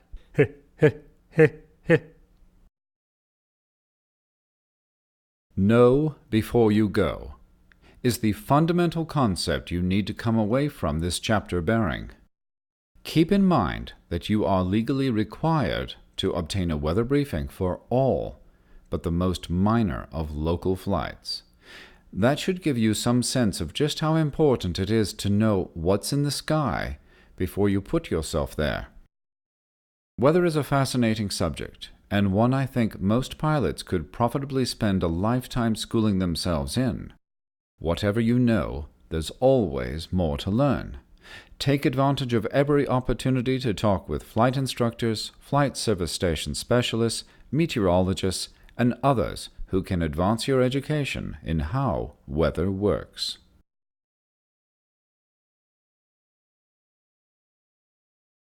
Post-flight briefing number 12-1. Advanced Weather Concepts. For those with a secret longing to challenge the local TV weather person, or perhaps just to gain that little edge you need to finally win a hangar discussion over why it's raining, I offer some more details on why the weather does what it does. You won't need this to pass any pilot test administered by the FAA, but if you know and understand it, you might be able to get a job with the National Weather Service. Wave cyclones, frontal waves. Not all fronts are found along low-pressure troughs. Sometimes they form as small waves along one of the 3 to 7 larger waves at the polar front. These smaller waves, also known as wave cyclones because they rotate in a counterclockwise manner, move along the polar front in an easterly direction. They are blown that way by the prevailing westerlies. Let's examine this process. The word cyclone indicates low atmospheric pressure having a counterclockwise rotation. Small wave cyclones are also simply called storms because they bring inclement weather. Discontinuities along the polar front can appear and cause small wave cyclones, sometimes referred to as frontal waves, to form. Figure 90, on the right-hand page, depicts this process. Wave cyclones usually form in slow-moving cold fronts or stationary fronts, as shown in Figure 90A. Airflow on each side of the stationary front is parallel to the actual front. Thus, there is little or no reason for the front to bend or twist. Any small disturbance in the stationary frontal pattern caused by uneven heating, irregular terrain, or high-altitude winds, such as the jet stream, can start a wave-like bend in the front as shown in Figure 90B. If the wave-like bend is big, energetic enough, warm air can start to rise over the retreating colder air. This often leads to condensation and the release of latent heat into the atmosphere, which intensifies the low-pressure system. In other words, make the air want to rise more quickly. As the low pressure deepens, atmospheric pressure decreases. Counterclockwise circulation bends the front, which advances the cold air and forms a cold front as shown in Figure 90C, position 1. As warmer air slides up and over the receding colder air, a warm front forms as shown in Figure 90C, position 2. As fronts form, the entire wave cyclone, the storm, moves in an easterly direction along with the prevailing westerlies. Advancing cold air, cold front, usually moves faster than retreating cool air, the zone of which is the warm front. Think of the cold air as falling or sliding underneath the warm air. Things that fall are accelerated by gravity. Retreating cooler air tugs at the ground as the warmer air slides up and over it. This tugging or sticking to the ground slows the advancing warm front. Retreating cool air acts like I did during my first visit to the dentist. I got splinters under my fingernails as my mother tried to tug me off the porch. Figure 90D shows the faster-moving cold front catching up and overtaking the slower warm front. Meteorologists call this an occlusion and is depicted by warm and cold front symbols moving in the same direction. Peggy, it looks like I'm going to have to take the boy to the orthodontist. As you know, many parents have had the experience of taking their children to the orthodontist and hearing that little Bobby has maloccluded teeth. What the orthodontist is saying is that his teeth overlap. Translation: you pay megabucks, but little Bobby gets a great set of choppers. Since these fronts overlap, pilots find that an occluded front contains a combination of warm and cold frontal weather as shown in Figure 90D. Once the occlusion forms, frontal movement slows down. The low-pressure area diminishes in intensity because warm air is no longer rising and condensing over the colder air. In the final stage, shown in Figure 90E, the occlusion dissipates and the two fronts form a stationary front once again. Remnants of the low spin off and usually dissipate in forgotten whirling eddies. Sometimes multiple storm systems, several wave cyclones, form along the polar front as shown in Figure 91. It's not unusual for 3, 4, or more of them to appear. These move eastward with the flow of the westerlies and in the same direction as the high-altitude jet stream, which blows from west to east. Wave cyclone weather patterns. Small frontal systems that occur in wave cyclone patterns offer a large-scale mixture of the most interesting weather. A wave cyclone is the storm system that typically contains fronts, a low-pressure system, and counterclockwise, cyclonic circulation. Figure 92 shows one of these wave cyclones in full formation.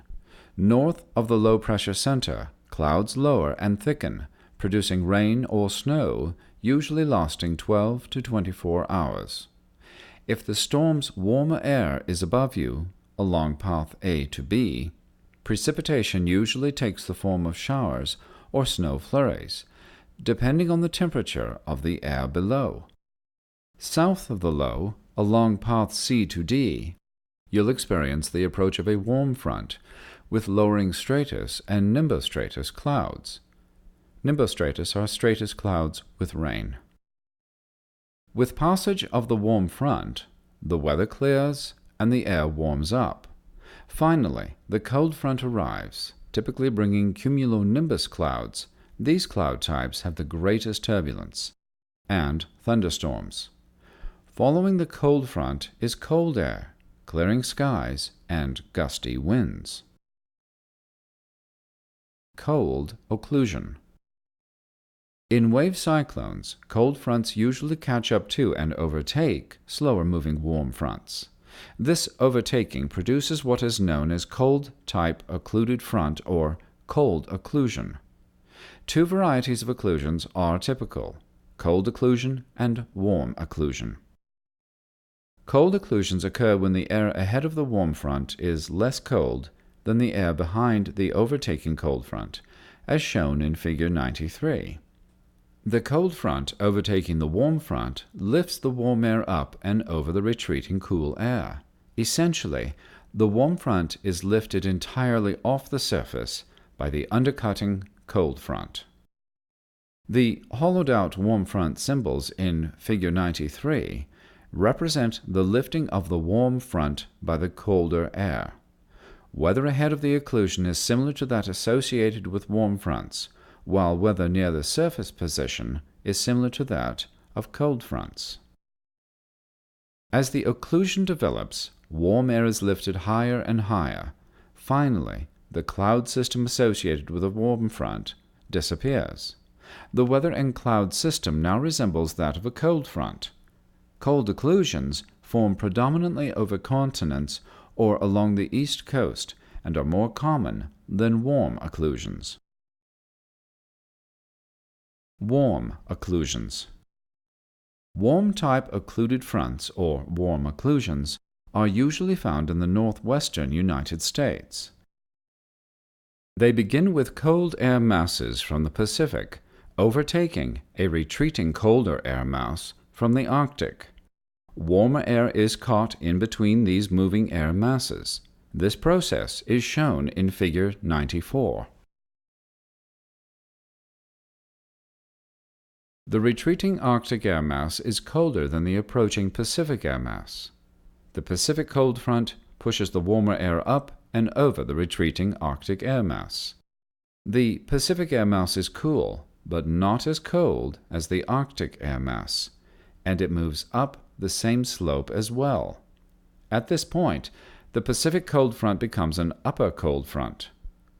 Weather in the cross-sectional area from A to B, shown in the insert, is shown in Figure 94.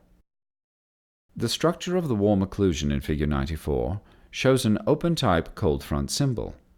This indicates the Pacific front is no longer in contact with the surface. Weather associated with a warm front occlusion has characteristics of both warm and cold fronts. The cloud sequence ahead of the occlusion is similar to that of a warm front, while tropical cold front weather occurs near the upper cold front boundary. Well, boys, are you having fun yet? Remember, it takes a lot of study to become intimately familiar with weather. It's not something you're expected to master before you become a private pilot. The study of weather is an ongoing process for pilots. Try to learn a little about it every day. That way you won't be like the pilot who thinks stable air is something you find in a barn.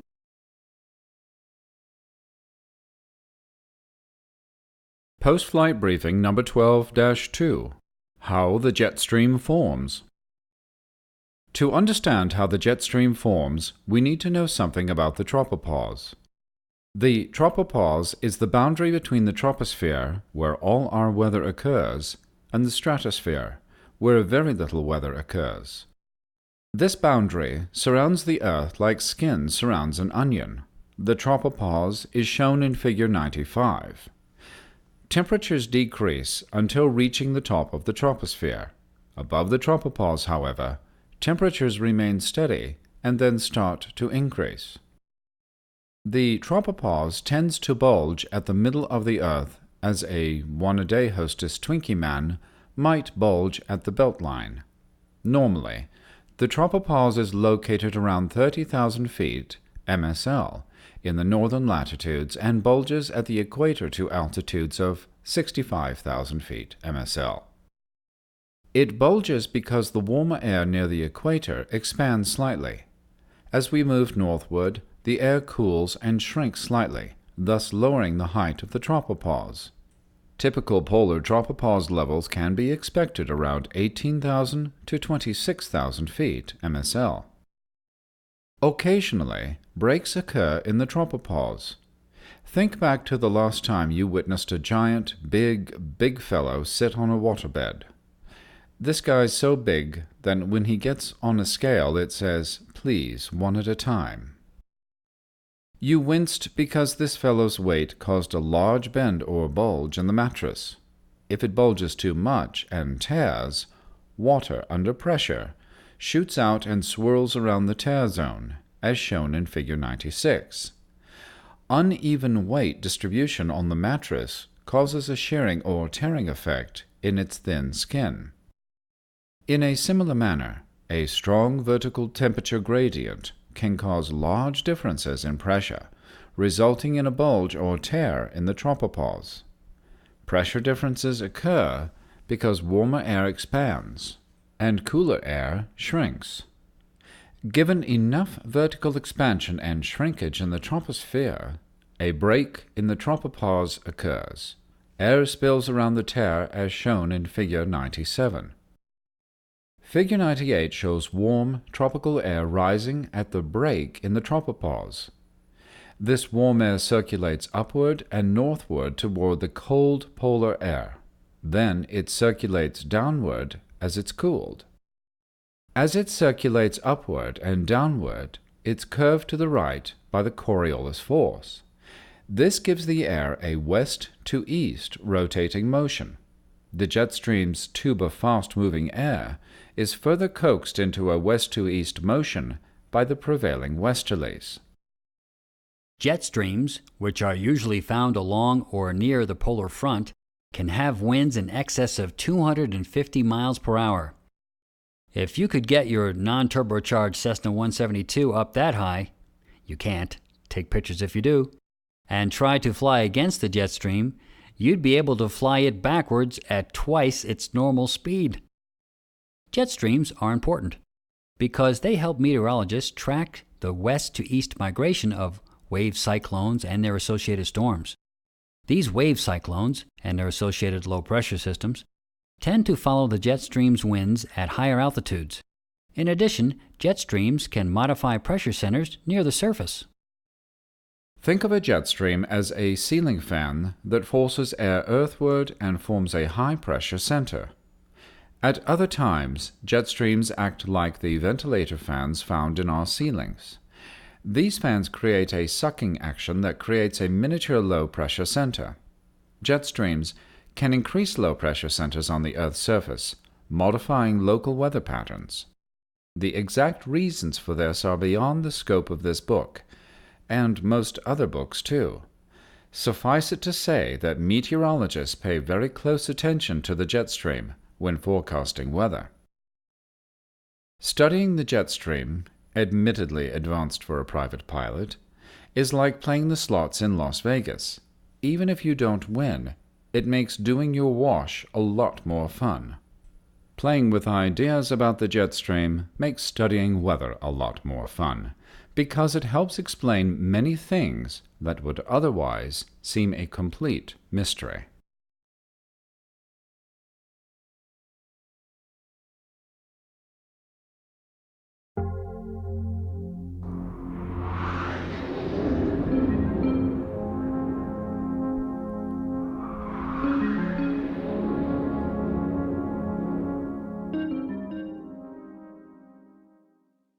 Chapter 13.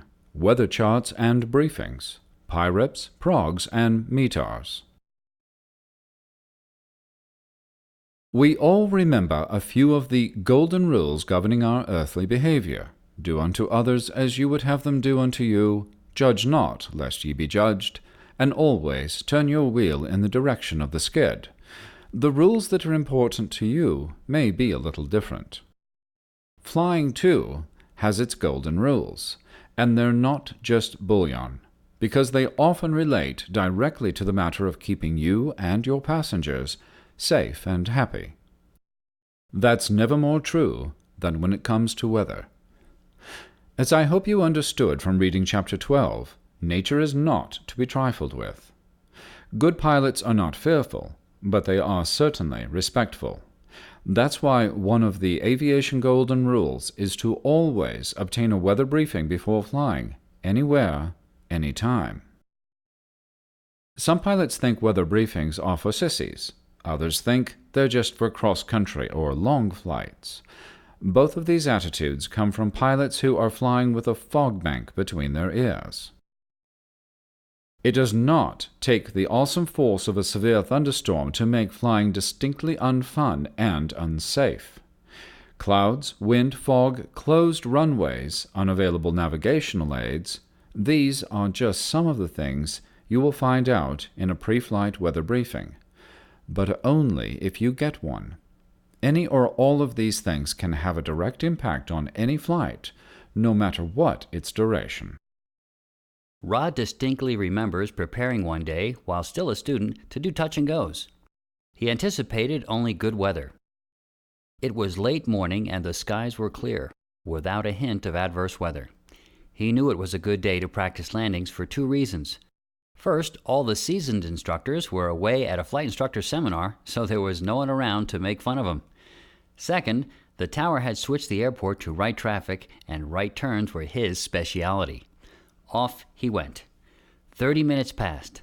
The winds picked up substantially. Small cumulus clouds developed above the airport, causing turbulence and gusty conditions. He decided to quit early, before the local university called and complained about someone at the airport who kept popping the needle on their seismograph. Keeping the taildragger lined up on final was quite a challenge for an 18-hour student. Rod thought he did a great job, even though he swerved a little. Apparently, the folks in the tower thought he swerved a lot. They called while he was on final and asked, 3-2 Bravo, are you in need of some assistance, or should we just put on a little music? In the span of about 30 minutes, the sky went from a beautiful blue to a white, cloud-dotted tableau, with turbulence-bearing cumulus clouds. It wasn't a significant problem, but it did impress him with just how quickly weather changes. Obtaining a weather briefing before every flight keeps the pilot informed of weather changes that might be far more uncomfortable than what he experienced. Aviation Weather Services. Think of a huge jukebox. No, even bigger than that. Press F7 and you get Purple People Eater, while G10 gets you, there ain't enough whiskey in Tennessee to wipe the ugly off of you. Aviation weather works pretty much the same way, though the titles aren't as interesting. You can obtain a staggering array of information from a large number of places. All you have to do is know which buttons to push. In fact, it's better than the jukebox because you don't have to deposit a quarter. Aviation weather services are, for the moment at least, free to pilots. Push the right buttons and ka-ching, out comes an hourly weather observation. Push again and ka-ching.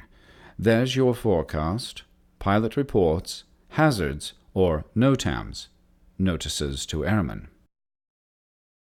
Lots of people from many agencies of the federal government, as well as private individuals, have a hand in providing the weather services available to pilots.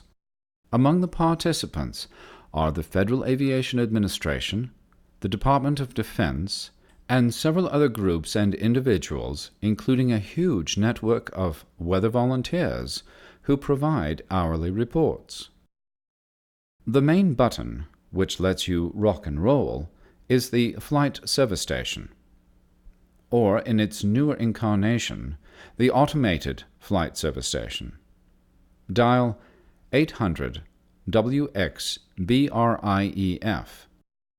in other words, 800 WX brief, in most areas of the country, and you'll be connected to the nearest flight service station facility serving up weather. When that doesn't work, consult the airport facility directory for the number in your area. See Figure 1. Figure 2 shows a typical flight service station. And by the way, I mean both flight service stations and automated flight service stations when I use the term flight service station. Flight service stations offer a complete menu of pre-recorded weather information accessible to anyone with a touch-tone telephone. Personal computers have become an increasingly popular way of obtaining a weather briefing.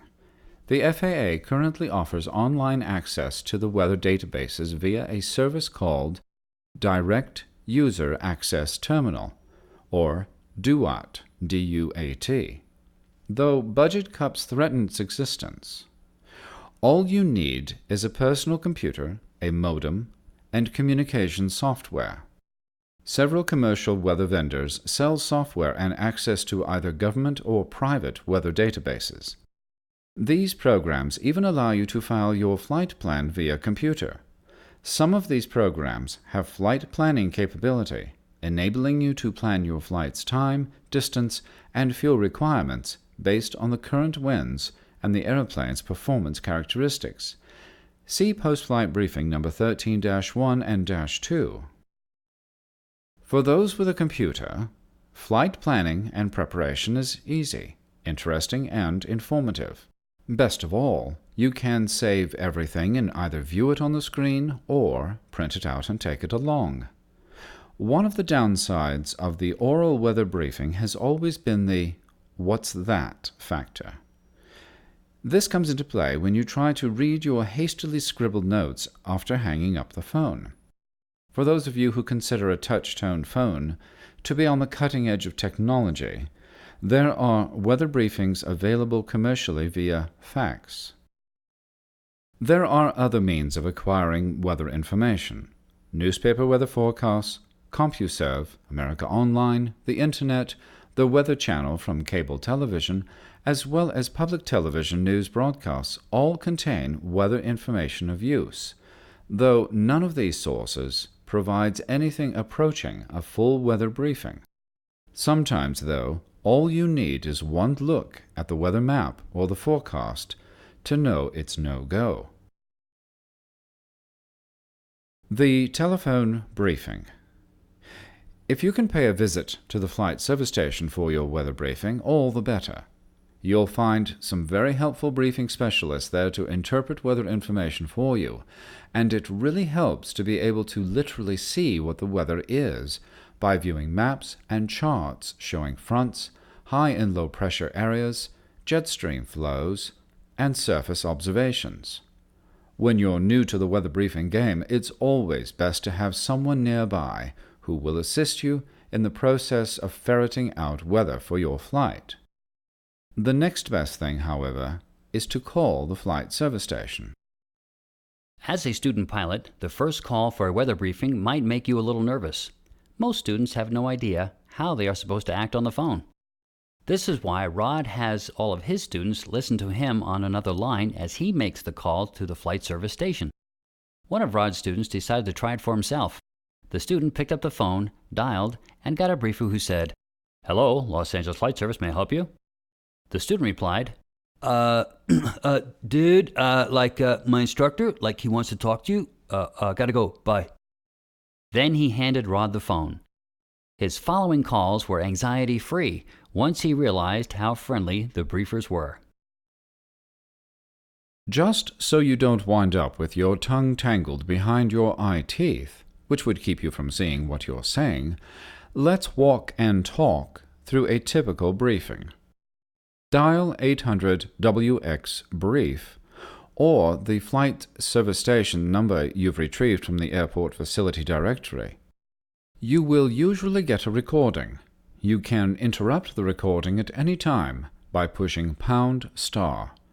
All this assumes you are working with a touch-tone phone, of course. If not, just hang tight, and a real person will eventually get to you. The recording will offer you a number of options, which usually includes pre-recorded forecasts for surrounding areas and routes, and the current surface observations for the area served by the automated flight service station. At the conclusion of the list, you will hear a ring burst and then have a few seconds to enter the 3-digit number for the recording you want to hear. If you do nothing after pushing #*, you'll be put in line to speak with the next available live briefer. Here's how it will go once you've gone live. The flight service station briefer says, "Good morning, this is Hawthorne Flight Service." You respond by saying, "Good morning. I am a student pilot and I need a standard briefing for a VFR flight." Tell the briefer what kind of pilot you are and what kind of briefing you need, and the type of flight you're proposing to make. By kind of pilot, I don't mean a good pilot or a bad pilot. I mean student, private, commercial, or airline transport pilot. Briefers are trained to tailor their briefing to the pilot's experience level. A friend of mine called for a briefing once and told the specialist he was an airline transport pilot. Part of the briefing went like this. "We're expecting logarithmic neonocturnal katabatic perturbations in the magnetohydrodynamic ectoplasmic weather membrane." "Huh? What?" my friend said. "Hey, I've got this piece of paper here with 2 boxes. One says go, and the other says stay. Which one should I check?" The briefer laughed, and they went through it all again, slowly. If you say student pilot, they'll talk to you differently. For instance, the briefer will normally speak more slowly, usually using more precise terms. A friend who was a 747 captain for one of the now-defunct airlines said he used to call the flight service station for a weather briefing and always told the briefer he was a student pilot. He just liked to have a little fun at the briefer's expense. Can you imagine the conversation? "This is the flight service station. What can I do for you?" He replies, "Ah, yes, sir. A student pilot cross-country today, and I'd like a weather briefing." "Okay, where are you going today?" He says, Los Angeles to Japan." The briefer would pause, then reply, "Wow, this is your long cross-country, isn't it?" You can imagine what happened from there. It must have gotten real interesting when he wanted the briefer to give him the winds at 39,000 feet. Briefings now come in 3 flavors: standard, abbreviated, and outlook. A standard briefing contains all the important weather items of concern. These items include adverse conditions, weather synopsis, current weather, forecast winds aloft, alternate routes if any, and NOTAMs. NOTAMs include items concerning airports, navigation aids, and hazards, all of which contain essential knowledge for a safe flight.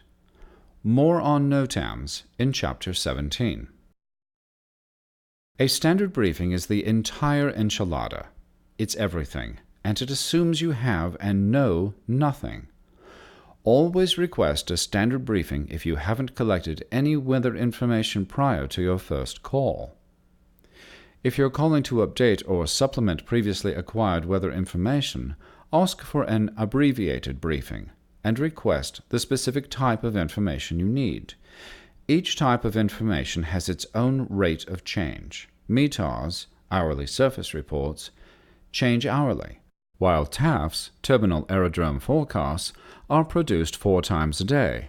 If all you want is an update on the weather at your proposed destination, you don't need to sit through the entire enchilada. Ask for an Outlook briefing if you are calling the flight service station for weather information 6 or more hours in advance of your proposed departure time.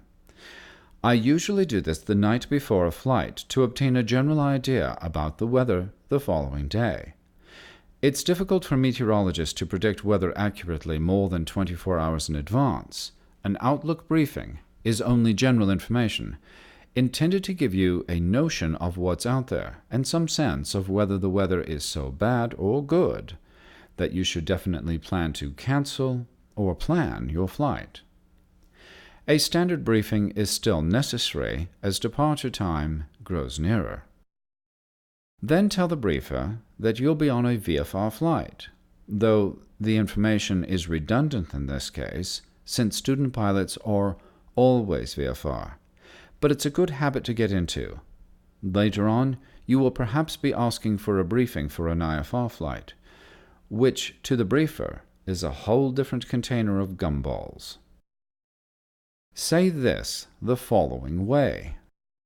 Cessna 1234 Bravo, a Cessna 172, Santa Monica to Santa Barbara via the coast, departing Santa Monica, 2230 Zulu, 1 hour plus 10 en route at 4,500 feet. Give the briefer your aircraft tail number or your name, the kind of airplane you're flying, the departure point, destination, the route of flight, your estimated time of departure, the estimated time en route, and the altitude at which you'll fly. At this point, the briefer may express utter amazement at your preparation, because this information has to be extracted from most pilots in a process somewhat similar to pulling teeth. Briefers really appreciate it when you provide them with what they need to get the job done for you. Now, get ready to copy. The briefer is about to do his or her thing. You will receive at least the following information in this order, omitting items where there is no relevant information, of course. 1. Adverse conditions. You will first be advised of major items that might cause you to say, "Whoa, briefer, that's enough. I thank you, my passengers thank you, good day, and goodbye." This might include such things as runway closure at your departure or destination airport, 6-inch hailstones, a hurricane in progress, IFR conditions when you're not IFR rated, etc. 2. VFR flight not recommended. This is a warning that the weather is not great. The briefer will provide the reason, for example, due to mountain obscuration in clouds and dense fog. And you will have to decide if it's reason enough not to attempt a VFR flight. 3. Synopsis.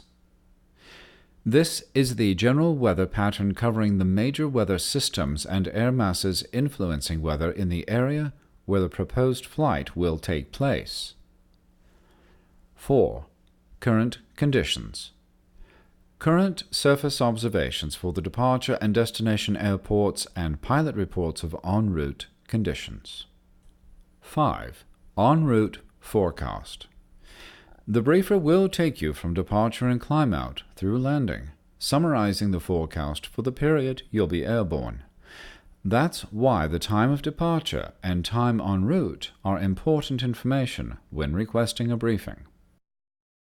6. destination forecast, the forecast weather for the estimated time of arrival, ETA. 7. Winds aloft. You will be given the winds at the altitude closest to your proposed flight altitude for which there are measurements, which is at 3,000-foot intervals through 12,000 feet. Some briefers do minor math to interpolate, giving you something halfway between the 6,000 and 9,000-foot figures if you're planning to fly at 7,500 feet. I'll tell you how to do the math for yourself in a minute. 8. NOTAMs. Notices to airmen are information of an advisory or cautionary nature. They can include everything from a runway being closed to a nav aid being dysfunctional. The ones you'll hear most frequently have to do with nav aids, VORs primarily, that aren't working. 9. ATC delays.